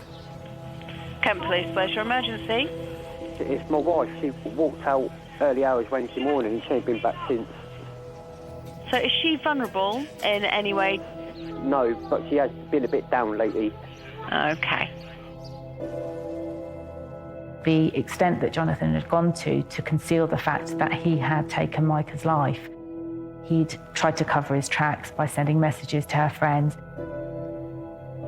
I get the feeling from this behaviour that it's very calculated, it's cold, and it shows no remorse. During a grueling trial at Canterbury Crown Court, the evidence against Jonathan appears overwhelming.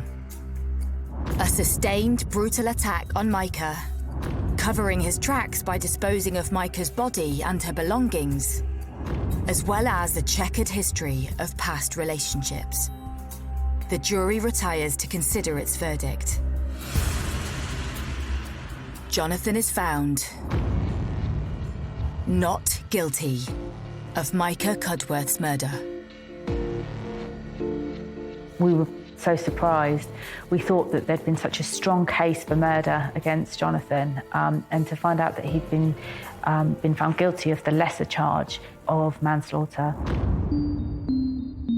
As he admitted to stabbing and killing his wife before the trial, the jury accepts his version of events, that of killing her through diminished responsibility.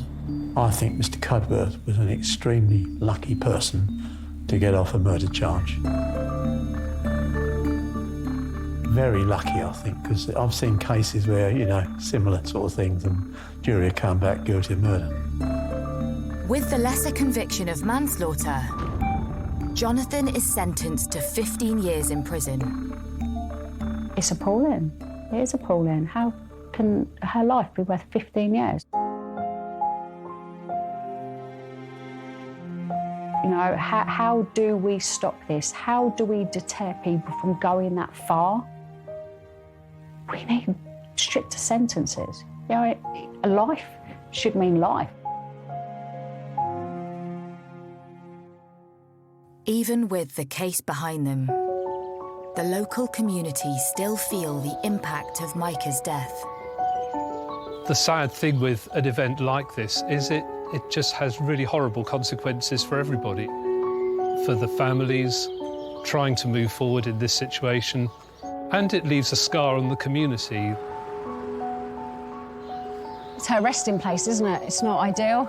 I know her resting place, final resting place is now in Poland, as it should be, but it's where her story ended, isn't it?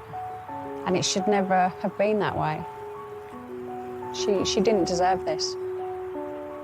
Regardless of whether or not she was leaving him, regardless of whether or not she was dating somebody else, the penalty that she paid was atrocious. And it will stay with us, it will stay with me. It's an absolute tragedy, and it's a tragedy for our community.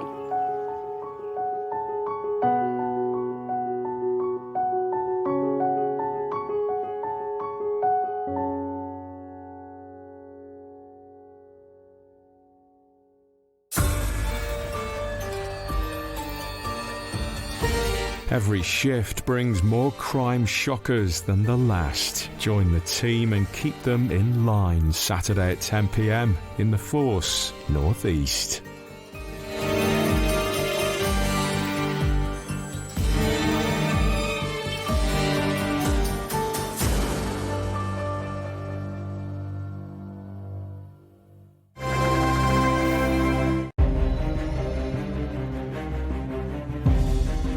I've never heard anybody say a wrong word about her. Didn't seem to me like she's got any enemies in the world. Cheshire Fire and Rescue received a call of multiple fires at the property. News of a devastating fire in the Cheshire countryside. Once those fires had died down, there was no sign of her. Where is the owner, and are they safe? When the deceased is found, clearly the state of the body, how it's been found, clearly a murder from the off. I can't believe anybody would treat Diane like that. Police believe she was murdered and then her home deliberately set alight.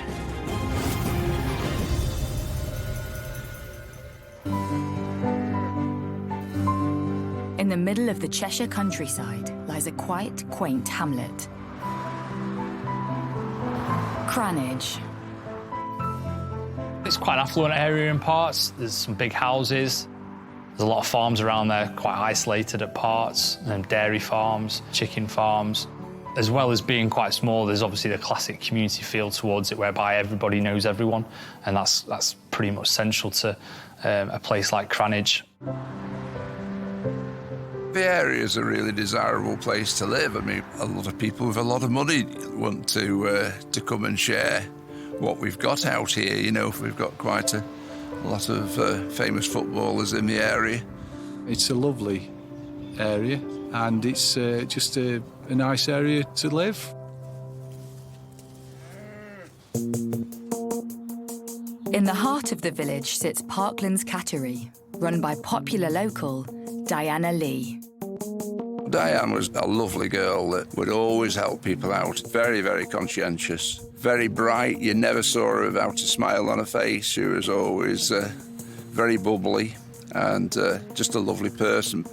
I'd never heard anybody say a wrong word about her. She was always such a lovely lady, very full of the joys of spring, and didn't seem to me like she's got any enemies in the world. You know, she's that type of really likeable person. Originally from Tabley, Diana moved to Cranage in 2008 and opened her own cattery business. And it thrived. Diana opened the business with an ex-partner at the property and had been quite successful in doing so. That partner then left that business and she continued to run the cattery on her own. But Parklands wasn't just any cattery. It was the creme de la creme of the feline world. She loved cats, and that's why she created the business that she did do, which was probably a little bit unique to Cheshire and this environment. So, offering TVs and beds, sort of prices that probably slightly higher than maybe other areas of the country. So, yeah, I mean, that showed probably her caring side more than anything else. I think anybody that wanted to trust anybody with an animal, you'd only have to be in the presence of Diane for a few minutes and you'd soon be contented the mind that your animal would be in safe hands and well looked after, well cared for, because she's just that caring nature. Diana lived in a large gated detached property next door to her cattery, but she didn't live alone. Being a big property at Parklands, Diana had a lodger who lived with her at that time, probably a bit of company and also to help with the income coming in and to upkeep such a large property and the business as well. On the 8th of August 2012, Diana meets friends for dinner, something which she often does in her spare time. Diana met up with some friends in Knutsford at the Man's End Chinese restaurant on King Street, where she spent the evening with them. She got a lot of friends, Diane had, and she'd be out with different groups of friends quite a lot.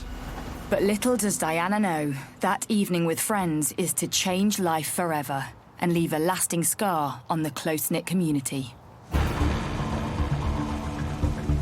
11 a.m, Cheshire Fire and Rescue received a call of multiple fires at a property in Cranage. This scene was discovered through a family relative going to the address. They go to the house, see fire coming from, smoke coming from the house and the garage. A neighbour was alerted who rang the fire brigade. Emergency services arrive and work tirelessly to put out the fire. Once those fires had died down and they'd been treated with, they'd realised that Diana's car wasn't at the property and there was no sign of her. That's the main concern for the police, would be where is the owner and are they safe? The police have got a report of a fire. You've got a relative who's turned up who can't find the owner. Clearly there's a number of seats of fire. Straight away you'd be thinking there's something suspicious regarding this, particularly if you're looking at an affluent property like we've got here. The fire experts are going to be looking at whether it's a deliberately set fire, whether it appears to be an electrical fire, whether it's potentially a chip pan that's gone over, and as soon as the idea that a fire has been deliberately set, everyone's mind goes into very suspicious.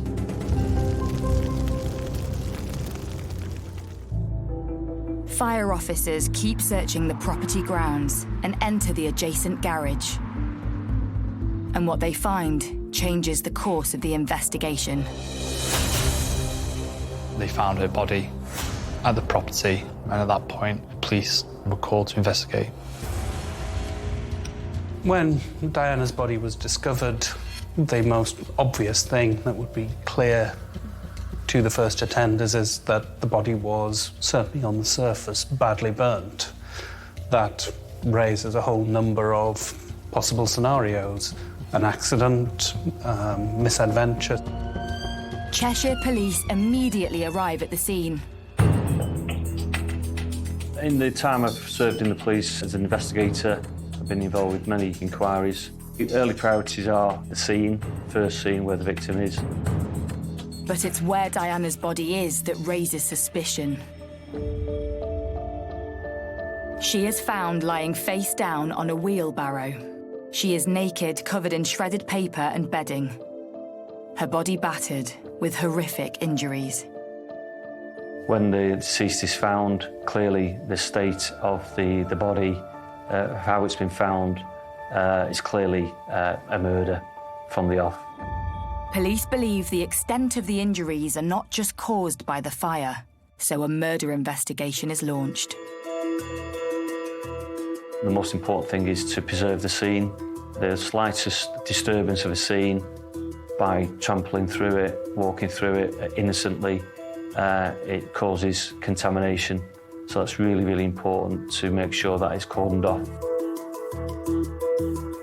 You only get one go at recovering evidence from a body, and one that is already compromised. There will be a lot of discussion about what should be sampled at the scene, what should be done at the scene, what is going to be compromised by another action. So there will be a lot of effort going into preserving as much evidence as possible.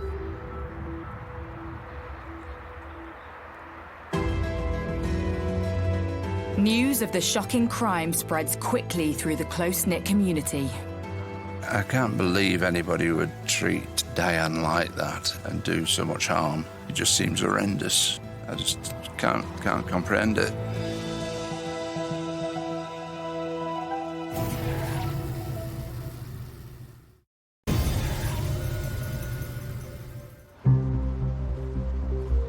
In the quiet, quaint village of Cranage, the community is shocked at the news of a murder.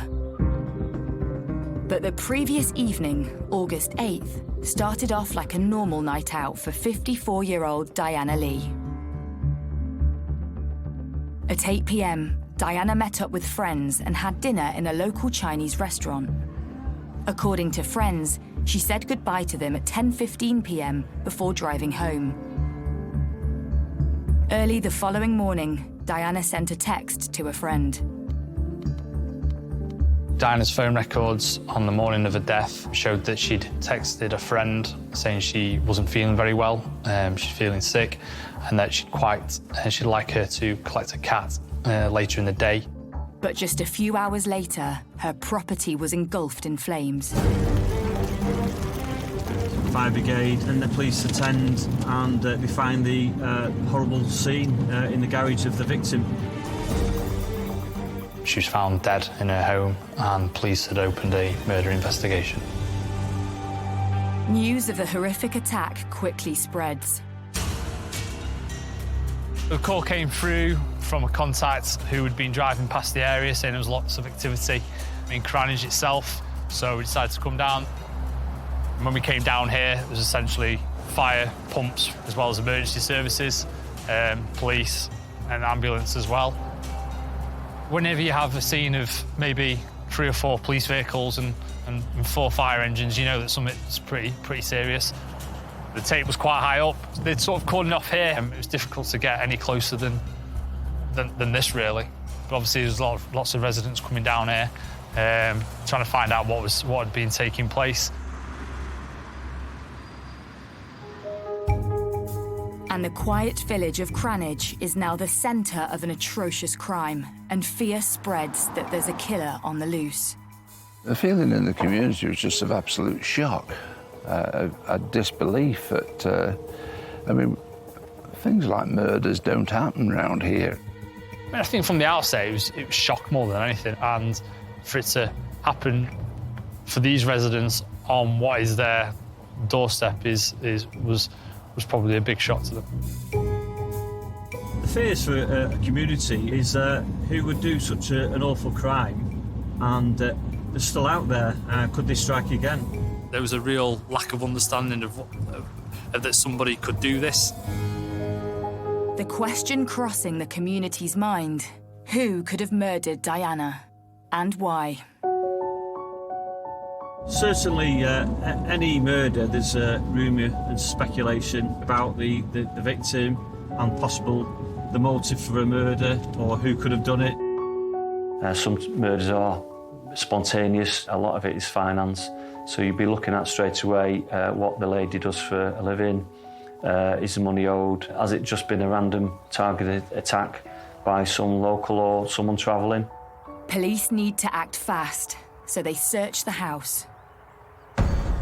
But they quickly come across a startling piece of evidence. There was evidence of the victim's clothing in the lodger's bedroom, and also a blood-stained knife which belonged to the lodger. So he's got access to the house, he's got access to the garage. He may have been in a relationship with this lady. So you've got to treat that individual as a suspect. You would have to arrest them. With such obvious evidence potentially linking the lodger to the crime, police need to establish his movements in the hours Diana was last seen alive. From their point of view, it's a case of trying to find out their background, where they were at the time of the incident, what they'd been up to, trying to find all sorts of reasons why they could have committed a crime such as this one. The lodger tells detectives that he last saw Diana at 7:30 p.m. in the garden before she left in her car to have dinner with friends in Knutsford. He goes on to say that he left for work at 6 a.m. and remembers seeing Diana's car parked on the driveway. While police unpick the lodger's alibi to see if it stacks up, the team on the ground make a breakthrough discovery. They found that Diana's car had been abandoned 10 miles away in Mobley. At that point, they'd also had reports from a taxi driver who had seen a man acting suspicious in the area, who'd also tried to torch the vehicle before running off. A witness came forward, a taxi driver, to say that he'd seen someone trying to set fire to the car. He challenged the driver, and the driver made off on a bike, and then he's made off on fields. So again, the push bike would be a scene, and there'd be searches going around that area. Was this man Diana's lodger? And had he driven Diana's car 10 miles north? But while police gather evidence, another arrest is made. It was a person who was known to Diana, who'd been an ex-partner, who had been convicted previously of a charge against her. He had convictions against Diana in terms of beating her. There were two immediate suspects, two men who were in her life. So there was a lodger, and there was some circumstantial evidence that suggested that he was not all he said he was. And then there was a very violent ex who had actually been imprisoned for attacking her. So two quite strong suspects. But police are soon able to confirm Diana's lodger was at work the entire day from 6 a.m, hours before the fire had started. He is released without charge. And with the items of evidence found in his room, detectives now suspect the lodger was set up for murder. But by who? With Diana's ex still in custody, police take a more in-depth look at him and his whereabouts. The large proportion of domestic murders is sometimes it's an ex-partner. Clearly the ex-partner was a prime suspect very early on. The motive is he knows the victim, it's previous violent history towards the victim, so straight away you'd be alarm bells going. We were all pretty convinced who'd actually done this. The local community recalled Diana had once lived a life in fear from her ex. Somebody that she'd known was banned from being in the area, and she knew that he'd been at the house. Certain things had moved, and she was petrified. And she gave me a call, and I went down to have a look to see if there was anybody there. I'd never seen anybody so petrified. And the location of Diana's car further cements police suspicions. It was dumped between her house and that of her ex's. The investigating officers realised that the car had been found in a location that was en route to the person, so it probably made sense in their minds that, again, he was the person who'd committed this crime. Questioning of Diana's ex intensifies. Is he still in contact? Where does he live? What were his movements for the day or the time of the murder, to eliminate them from the inquiry? So after a couple of days of speaking to the person who they'd arrested, it quickly became apparent that that individual had a solid alibi. With his whereabouts on the night of Diana's murder confirmed, her ex-partner is released. Having followed strong leads and had two potential suspects, detectives are back to square one. It was a case whereby the police had to reappeal for information. It was a case of them having come across a bit of a dead end and having to start again to see who had committed this crime. But post-mortem results come in and help police identify the cause of her death. Could this provide further clues to her attacker? If somebody has died before a fire, then you will sometimes see soot in the mouth, you will sometimes see it as far as the larynx. But to get it down into the lungs, somebody has to be breathing, answer that vital question, was this person alive when the fire was burning? And you'll be seeing that she hasn't inhaled soot, she hasn't inhaled the products of combustion. All of this is pointing to her being dead and then set alight, rather than either a deliberate act by herself or some sort of strange accident with solvents. She died of head injuries, so there was clear evidence of bleeding in the head resulting from impacts. That is very different to what you see if there's simply damage to the head from it being heated in a fire. Police now know Diana died before her lifeless body was dumped and the garage set alight, meaning the killer tried to cover his tracks. DNA will be damaged by the heat that the fire produces, but certainly trace evidence, if one looks hard enough, it can be recovered. Forensics locate a small amount of unknown DNA on Diana. And there's something else. There's no self-defense wounds. That information from the pathologist would clearly indicate generally that she knew the person was there with consent in the property, and that they weren't expecting that trauma to be caused to them. Detectives now believe Diana's killer was known to her, so need to delve into her private life and turn to the community for help. Community's key to any murder inquiry because they're the eyes and ears, and they probably hold evidence what they don't know at the time. I get the feeling, as you do in so many of these cases, that Diana was actually quite a vulnerable person. She was living alone. She was probably fairly happy, having come out of an abusive and violent relationship. She was building things up again. Maybe the situation has arose where she was probably too trusting of somebody. Friends express their concerns that perhaps all was not as it seemed in Diana's life. I should imagine she was easily taken advantage of in a financial way because she was quite a wealthy lady. A few times when I saw her passing, she seemed like very troubled, as though she wasn't her usual self, and she was obviously hiding something that she was really concerned about, but she never really told me the full extent of it, and that was a bit of a worry for me, you know, what was going on with her. Well, I think most people would have realised something was not quite right, but because she was a private person, she didn't really explain to me what was going on. And I just said to her, if you ever have any problems, you must report things if there's something you need to report. But she wouldn't tell me anything in detail or anything.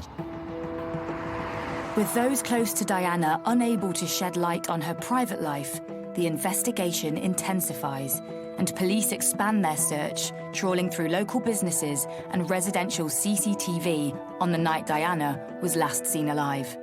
CCTV is huge on any major incident and murder inquiry, whether it's from the local council's CCTV, the police ANPR cameras, and then people's own CCTV from shops, businesses and private CCTV. A lot of the houses in this area will have their own CCTV. And if you get a fleeting glance of a vehicle or a person, that is key to an inquiry to identify people who have been at the scene.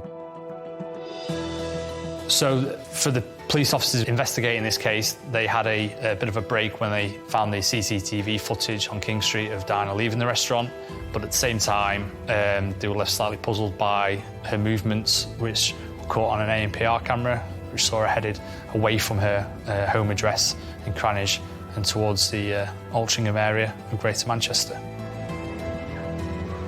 What the police couldn't account for is about 45 minutes in between her leaving her friends and arriving home. So that gap in time was something that the police really needed to find out. Where was she going? Who was she seeing? Who was she meeting?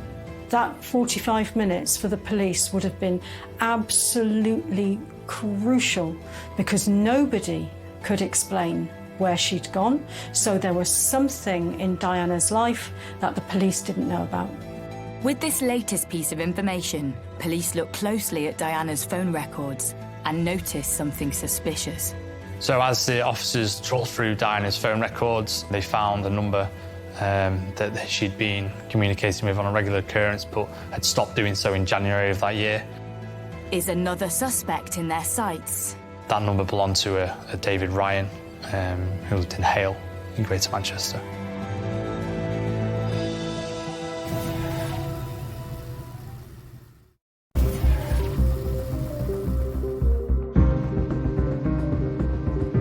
It's been several weeks since local Diana Lee was found murdered in her home in Cranage.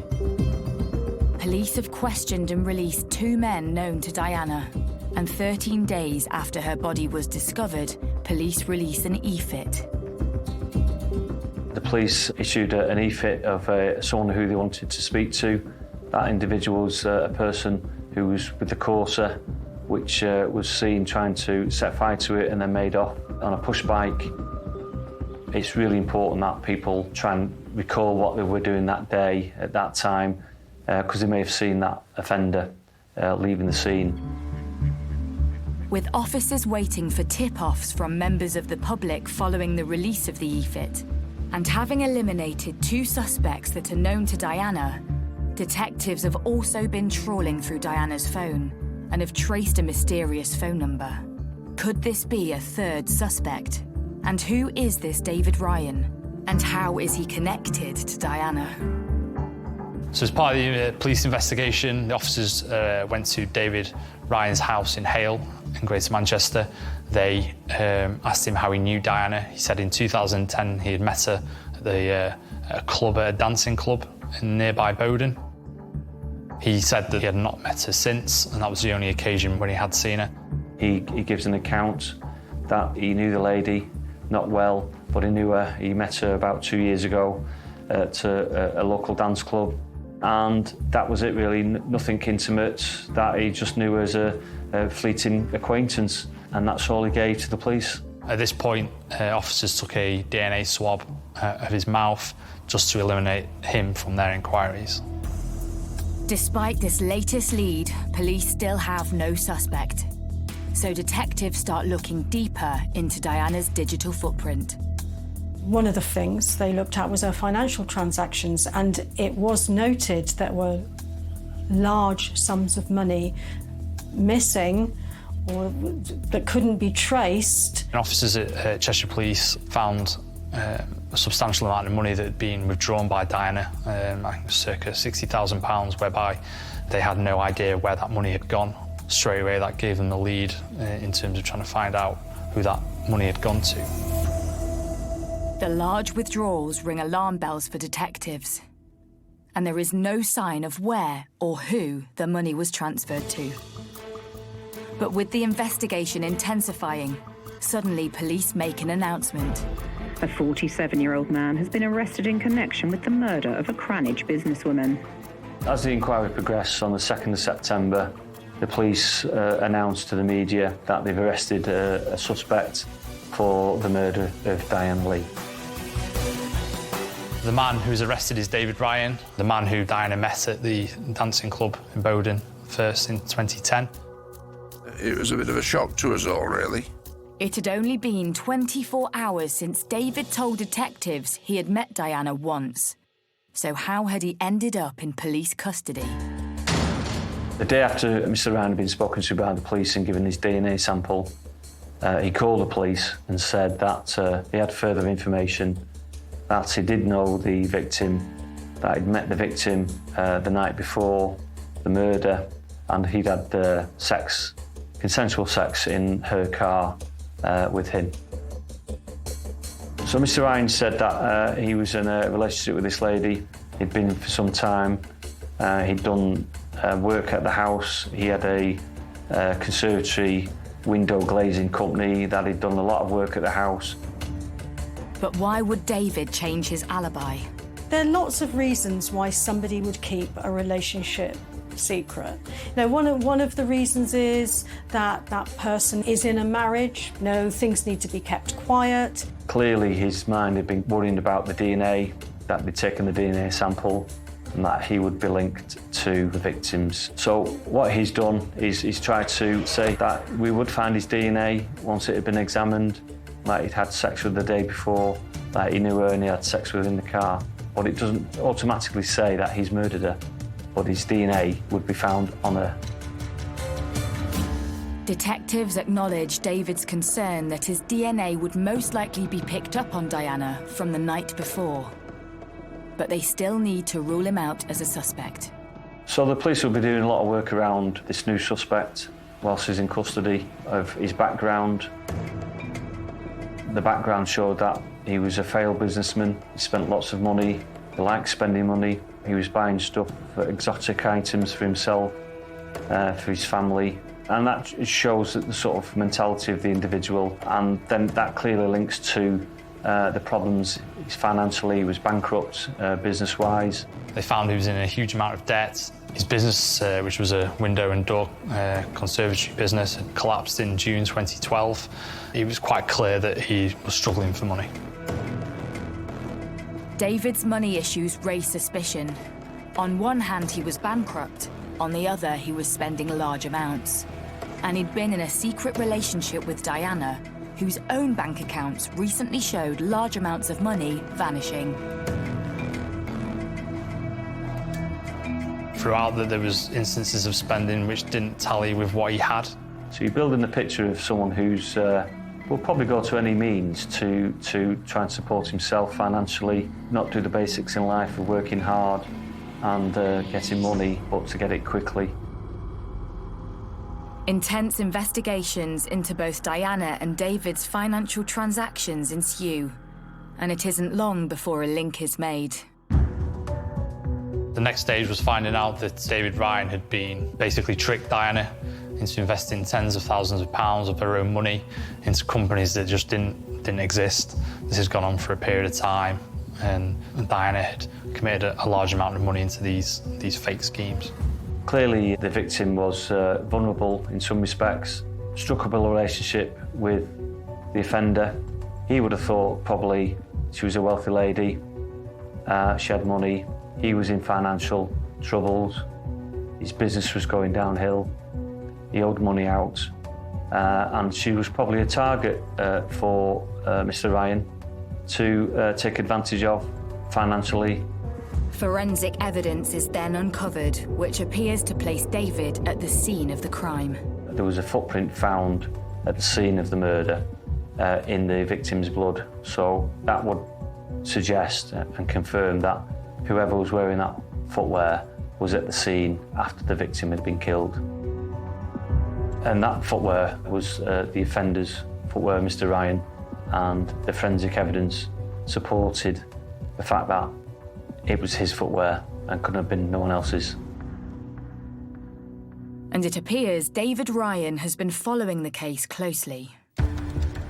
Computer analysis of his computers at his house and his phone, and it was quite compelling evidence, circumstantially, that he'd been searching on Cheshire Police website about the murder, where the inquiry was up to. Perhaps even aware time was running out. Background checks by officers into Ryan's computer's history found that he'd searched for countries that had no extradition treaties with the UK. Somalia was named, and a number of others. So clearly this is a man who wants to, or is thinking about leaving the country because he's done something wrong. This man is now trying a way out to disappear from the country, to get away from being arrested for this awful murder. Police appear to have finally found their man. And by collating all their information on David, they piece together a timeline of a murder. Diana had obviously left the Man's End restaurant in King Street in Knutsford. And they know that her car was caught by the ANPR cameras driving away from her home. From there, she'd gone to Hale in Manchester to see David Ryan in her car. She picked him up. They travelled back down to Cranage, whereby they spent the night. And then, obviously, in the early hours of the morning, for whatever happened and whatever reasons, Diana was murdered. Having killed the person he's been having an affair with for almost 2 years, David then sets a scene. So following the murder, Mr. Ryan decided to cover his tracks, planting evidence in the lodger's room, using a dagger, leaving it there that he'd used to commit the crime. He'd also then started to plant various fires around the house. He tried to burn the body to try and get rid of forensic evidence. The problem being that he found that where he'd started those fires, there wasn't enough oxygen for the fires to let hold. The fires just burnt themselves out, so they didn't have the effect that he wanted to. His plan, quite clearly, was to destroy the whole property, to make sure nothing was left, to make sure no evidence was left behind, so nothing could be traced back to him. This was all about him getting away with it. This is about him walking away and leaving whatever behind him. This wasn't about anger. This wasn't about passion. This was, how do I get out of this? And can you imagine using that amount of violence just to get out of something? The police had sufficient evidence to go to the CPS to charge Mr. Ryan with murder. But what really went on that fateful morning? And what may have driven David to murder Diana?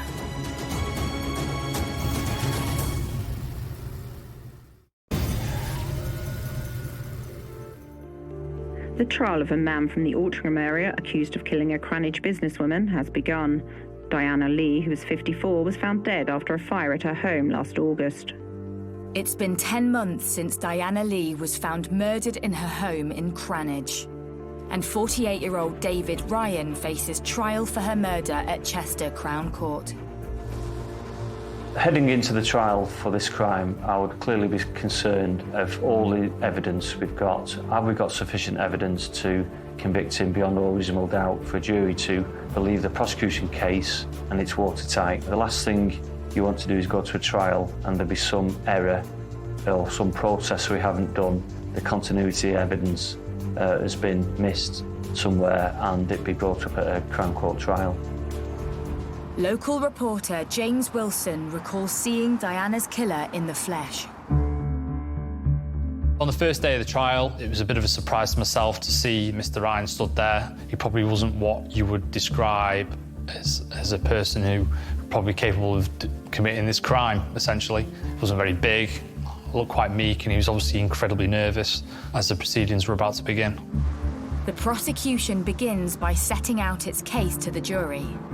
The prosecution outlined a really strong case in their opening statement. They detailed where the DNA had been found in the property, including the bedroom and other parts of the house. Quite a lot was backed up by phone records and evidence of the ANPR cameras around the area. It was an incredibly strong case and probably quite surprising that Mr. Ryan at this point was still pleading not guilty.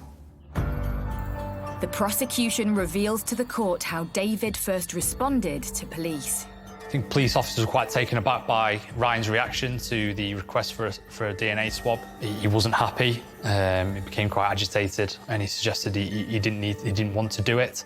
It was only after persuasion by the officers involved that mouth swab was completed. The prosecution reveals further evidence in relation to a text Diana sent. The police searched details on her mobile phone records. They found out that text messages had been sent in the morning to her close friends saying she'd been unwell. A simple text message, but one which immediately flags suspicion among investigators.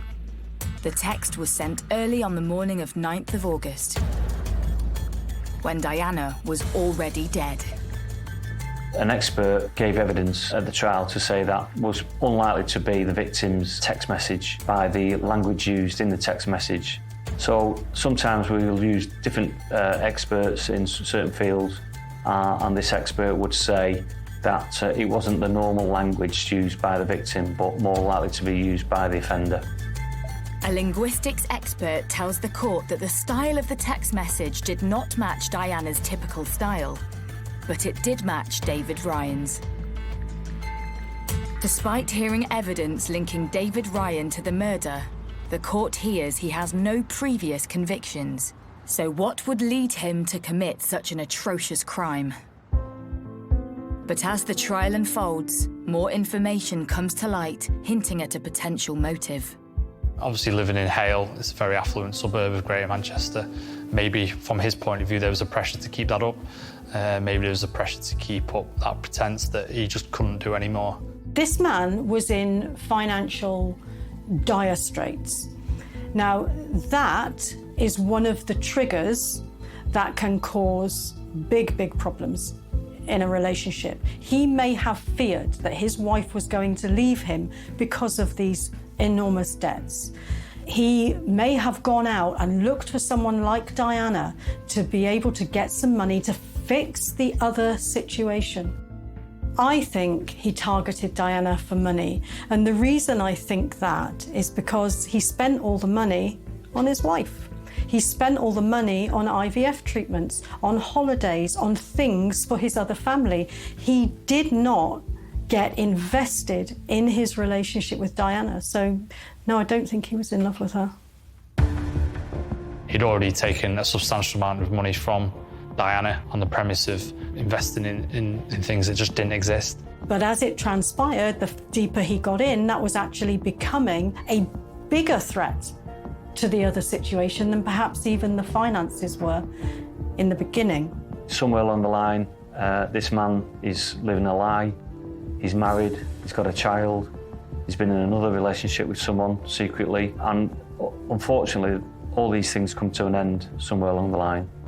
And in these circumstances, I would have thought in relation to the victim, she's gone to his house the night before the murder. She's collected him in her car, brought her back to her house. Diana started asking questions about the investment. You know, the money that she'd given him, where was it? How was it doing? Was she going to get any back? She wasn't a rich woman. She couldn't just chuck this money away and think, oh, well, you win some, you lose some. And I think that he was under increasing pressure from her.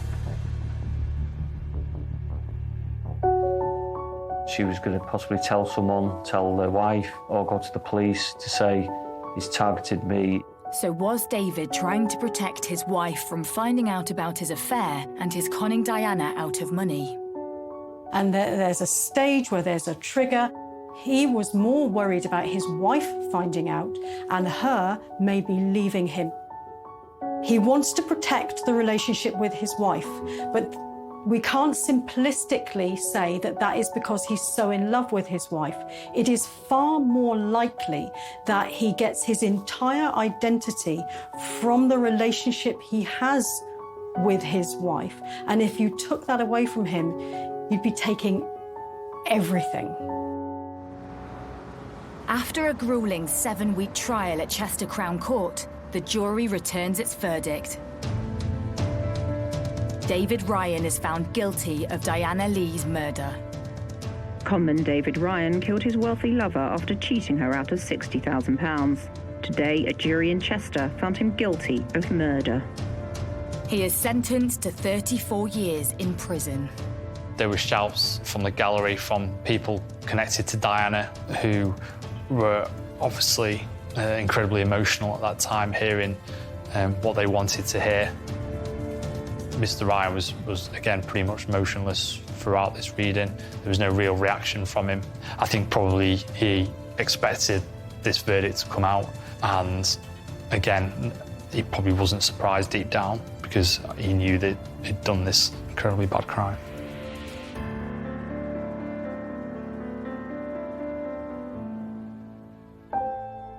I think the most awful thing about this case is how dispensable Diana was to him. We all know she's a really, really lovely person. There's the lodger, who he doesn't know very well, but he's quite happy for both of those people to take the fall to protect his life. He has no empathy with their suffering or what's going to happen to them.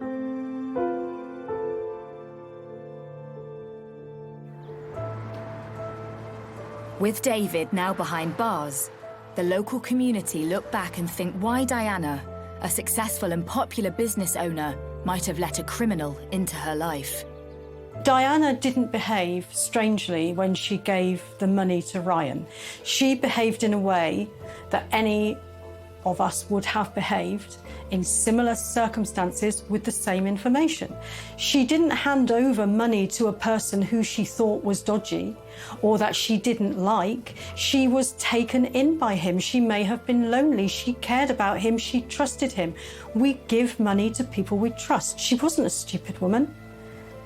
In hindsight, or from where we're sitting, we can say, I would never have done that. Well, I guarantee you, if you felt the way that she did, you might well have done.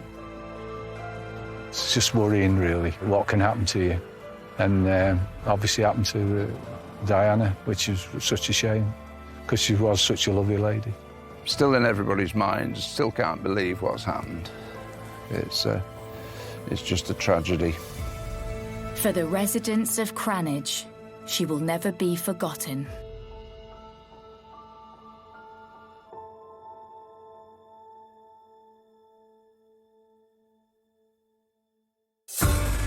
We're Kent-bound as the experts fight an unseen enemy. Follow the action right from the beginning as new Cobra Cyber War starts. Thursday at 9.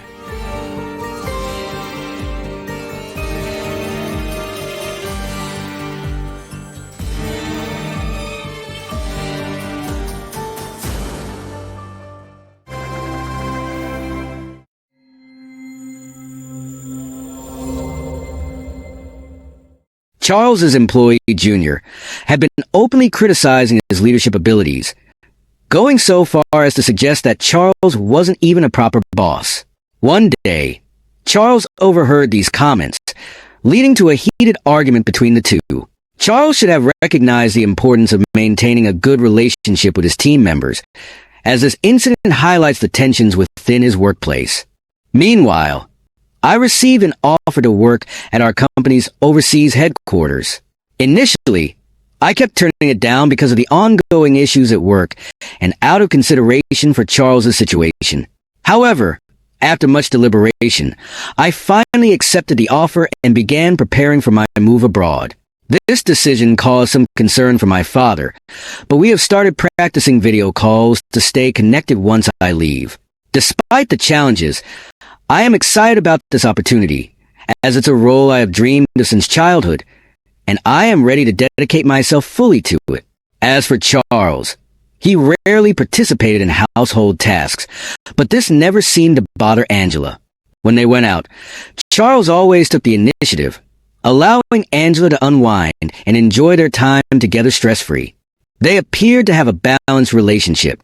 However, everything changed when Angela's mother passed away unexpectedly. Angela was at work when her father called to inform her of her mother's worsening health and sudden collapse. Angela rushed to the hospital to say goodbye to her mother and decided to stay with her father to help with the funeral arrangements.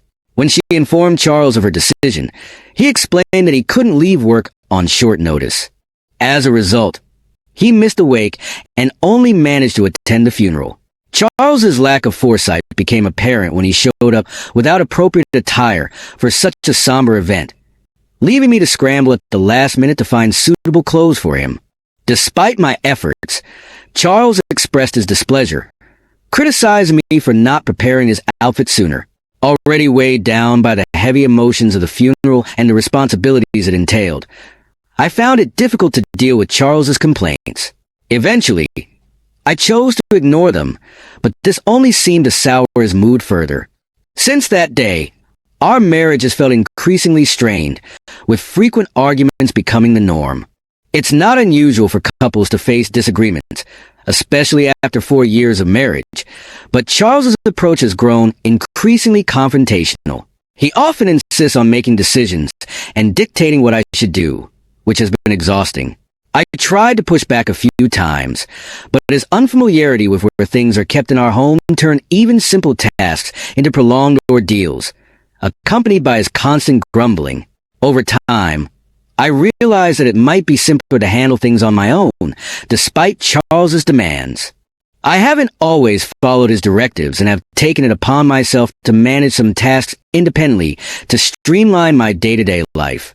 Recently, I mentioned the upcoming gathering for the first anniversary of my mother's passing. When I reminded Charles, his response was less than supportive. He complained about an important meeting scheduled on the same day, questioning how he could possibly attend the memorial. His excuse was that he couldn't just delegate his responsibilities at work, especially after his recent promotion, which he often boasted about to his junior team members. I could hardly contain my frustration as I stressed the importance of the anniversary gathering. It was clear he valued his new job title and responsibilities, often leaving me to juggle my commitments alone. Despite my urging, it seemed like a struggle for him to prioritize our family's needs over his professional ones. When I got home from work, I found Charles lounging in the living room with a beer in hand. "Sorry I'm late.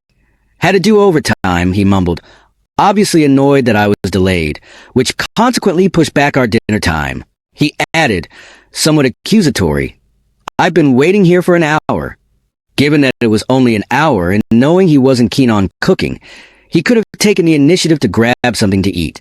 I had informed him of my expected arrival time.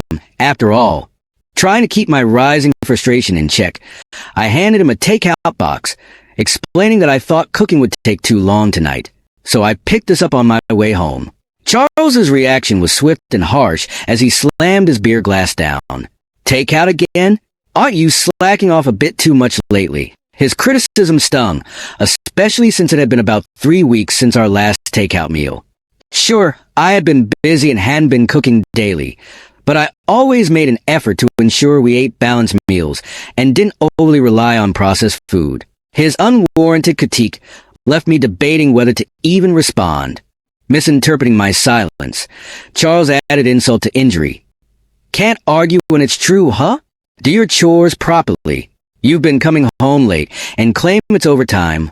Maybe you're cheating." His words ignited the resentment simmering within me. "If you know I'm working late, the least you could do is make dinner," I retorted. "You don't have to cook. Picking up takeout isn't that hard. I always tell you when I'll be late, and despite my busy schedule, I manage all the household chores. There's no need for that attitude." Charles glared at me and then threw a low blow. "You're 4 years older, remember? I could have married a younger woman, but I chose you," he said, his words dripping with the intention to extract gratitude and obedience. "You should be thankful and listen to me. No one else would want you." His hurtful remarks were meant to diminish me, but they only highlighted the deep issues in our communication and respect for each other. "So, if I left, you'd be in trouble, right?" I couldn't believe he just said that.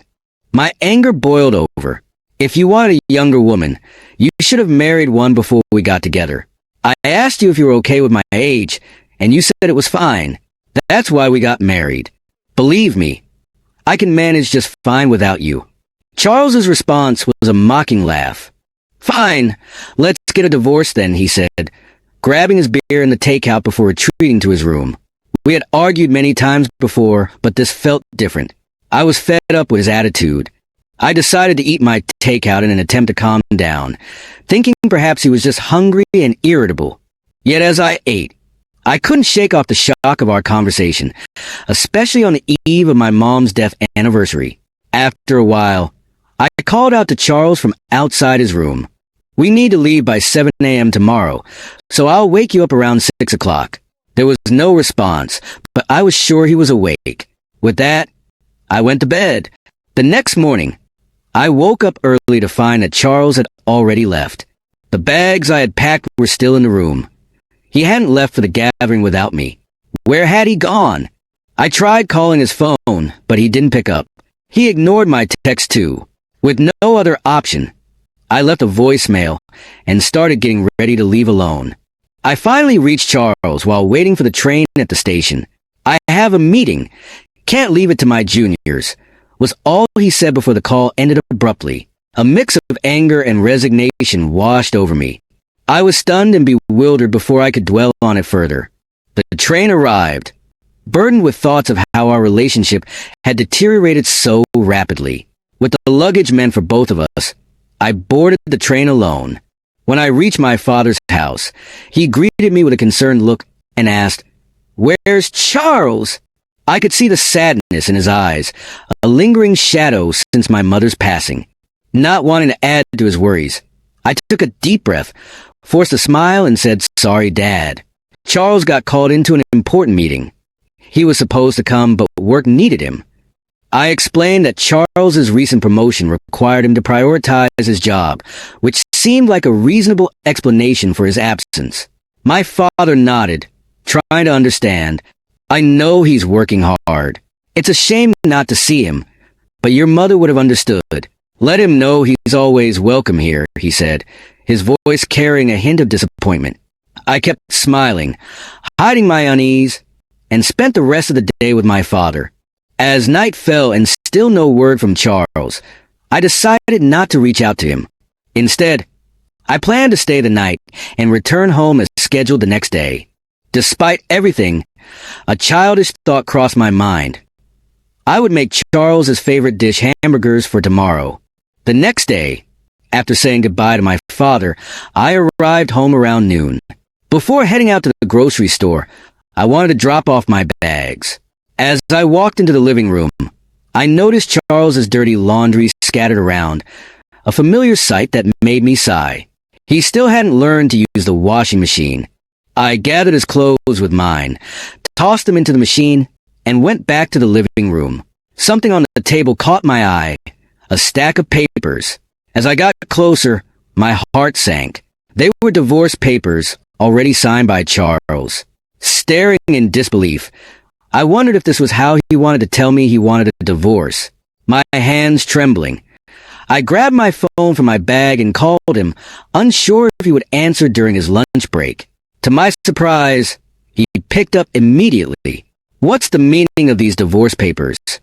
I asked, my voice a mix of confusion and anger. Charles responded with a cold laugh. "What's there to question? It's exactly what it seems. I don't want an older wife who won't handle house chores. That's why I want a divorce. If we split, I can find a younger wife. After all, a wife is like a status symbol, right? I can't boast about you," he said, his words like a slap in the face. His view of our marriage reduced to a transaction, our years together dismissed so easily. I was left speechless, unable to respond to his blunt cruelty. "If you want to avoid a divorce, start doing your chores properly. I'll be home as usual today. So make sure to get some beer, all right?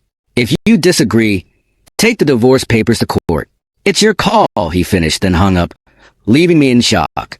Charles probably assumed I would comply with his demands, believing that I did the chores out of fear of losing him or not wanting to seem incapable. Maybe he thought I wouldn't stand up to him, seeing himself as the dominant partner in our relationship. While some might think being married to a younger husband sounds glamorous, in reality, it was far from remarkable. I had often highlighted his youth, but honestly, he was just average in looks, personality, and income. There was nothing particularly exceptional about him. Labeling him as younger was merely convenient. When we first married, the age gap of 4 years seemed more significant, but now, both in our 30s, it felt trivial. It was disheartening to constantly be labeled as the older wife when we were practically the same age. Determined to change my situation, I grabbed my bag and headed straight to the family court. Submitting the divorce papers brought a sense of relief, marking the end of our marriage. I realized I could live without Charles. With newfound freedom, I felt a weight lift off my shoulders. Taking advantage of the moment, I decided to request a few days off from work. Luckily, my boss understood and granted me a week's leave, as work had just slowed down. Now officially divorced, I needed to reorganize my life. With minimal possessions, cleaning up was easy. I stored larger items in a storage unit, packed essentials and clothes in my car, and on a whim, decided to visit a hot spring resort. During the off-season, I found a cheap hotel without any hassle and drove off, filled with excitement and eager to embrace this new chapter of my life. I was fully enjoying the serene atmosphere of the hot springs, relaxing in my hotel room, when my phone abruptly rang. "Angela, I asked you to get beer, didn't I? Where are you?" It was Charles, sounding perplexed and slightly irritated. It was his usual time to return home from work. I couldn't help but chuckle as I answered. "I'm at a hot spring resort." "A hot spring resort? Why? What's going on?" Charles sounded both confused and a bit flustered. "Didn't you tell me to file the divorce papers if I disagreed with you?" I reminded him, picturing his bewildered expression, which only made me laugh harder. "Wait, did you really file them?" His tone shifted from confused to perturbed. "Yes, I did. It was your suggestion, Charles. Have you forgotten what you said earlier?" I responded, still amused by his reaction. His voice, now anxious, carried a hint of disbelief. "Wait, are you joking? When you say hot spring resort, do you mean some nearby spa? If so, I'll get dinner, so come home soon." I couldn't help but laugh at his sudden change to a seemingly caring tone, as if he was now playing the role of a considerate husband. My husband and I had been driving for about an hour and a half when we arrived at our destination. It was an outdoor natural hot spring, a place that always felt incredibly relaxing. I hoped it wouldn't rain tomorrow because I planned to enjoy the day fully. While he went out to get dinner, I had already packed up my things. I wanted to make sure he wouldn't have to worry about me coming back. "Take care of yourself," I told him. Charles, my husband, had pleaded with me to return, but I had no intention of going back. "You're the one who initiated the divorce, remember?" I said. It was obvious he had been using the threat of divorce as a way to control me. I made it clear that I could manage perfectly well without him. "Now that you've divorced your older wife, go find a younger one if you can," I continued. I don't know if you will, but that's none of my business now." My tone was firm, and Charles fell silent, clearly stunned by my resolve. After a moment, Charles spoke again, his voice barely audible. "But you should consider moving out of that apartment too," he said. "Why should I?" I responded calmly, even though I was already thinking ahead about my options. "Think about your income," he reasoned. "You'll go broke soon if you keep living there. You can't clean, do laundry, or cook. You'll need housekeeping and dining out, right? That costs money. It would be a problem if most of your salary went into rent." I couldn't help but smile a little. "You thought you were the provider, but my salary is nearly double yours. You never really provided for me. If anything, it was the other way around." I continued, now getting to the heart of the matter. "Also, you were overconfident just because you had one junior under you. But did you know I have multiple juniors under me, and even more under them? I don't usually talk about work because you get moody, but I outrank you in both position and salary. You'd think you would have noticed that after all these years of living together." It seemed like Charles was only now realizing the truth, perhaps keeping his ego intact all this time by looking down on me. Now that he couldn't, he must have felt defeated. I had shattered his pride, a sort of payback for all these years. The reason I handled all the household chores without complaining, despite his domineering behavior, was partly because he was younger and I cut him some slack, and partly because it was too much hassle to ask him for anything. It's not like I needed him to stay with me. I was just taking care of his needs along with mine. So when he said, "Do the chores or we divorce," of course, I chose divorce. "We're strangers now. Goodbye," I said, saying what I needed to and hanging up. I felt refreshed, savoring the hotel's food afterward. As expected, Charles thought reconciliation was still an option, but I had already moved on, enjoying this new chapter of my life with a sense of freedom and independence. When Charles attempted to reach out again, I replied with a knowing smile. I'm older than you remember? I'm sure you wouldn't want me back. It seemed he hadn't been successful in finding companionship with younger women. Eventually, Charles realized the situation was not in his favor and moved out of the apartment. To handle the division of assets, I hired a lawyer seeking to secure more than just an equitable split. I argued for additional compensation to account for the years I managed the bulk of household chores. Charles, always looking to cut costs, decided against hiring a lawyer, which gave me a significant advantage. With my lawyer's help, we reached a settlement that was favorable to me, leaving me satisfied with the outcome. Meanwhile, it appeared that Charles's woes at work were just beginning. His only junior team member had been openly critical of Charles's leadership, telling others that he couldn't even regard him as a boss. Charles stumbled upon these complaints, leading to a heated dispute. It was a situation that underscored the importance of nurturing and supporting your team, something Charles had evidently neglected. As for my career, I had been offered a coveted position at our company's overseas headquarters. I initially hesitated to accept it due to the ongoing personal upheavals and out of consideration for Charles. However, as my personal circumstances evolved, I decided to embrace the opportunity wholeheartedly. I am now actively preparing for the transition. Though this change has caused my father some concern, we've adapted by practicing video calls to ensure we can stay connected once I'm abroad. I feel content and excited about the future, ready to pursue the career I've dreamed of since childhood. It's time to commit fully to this new chapter, knowing that I've made the right decisions for my life.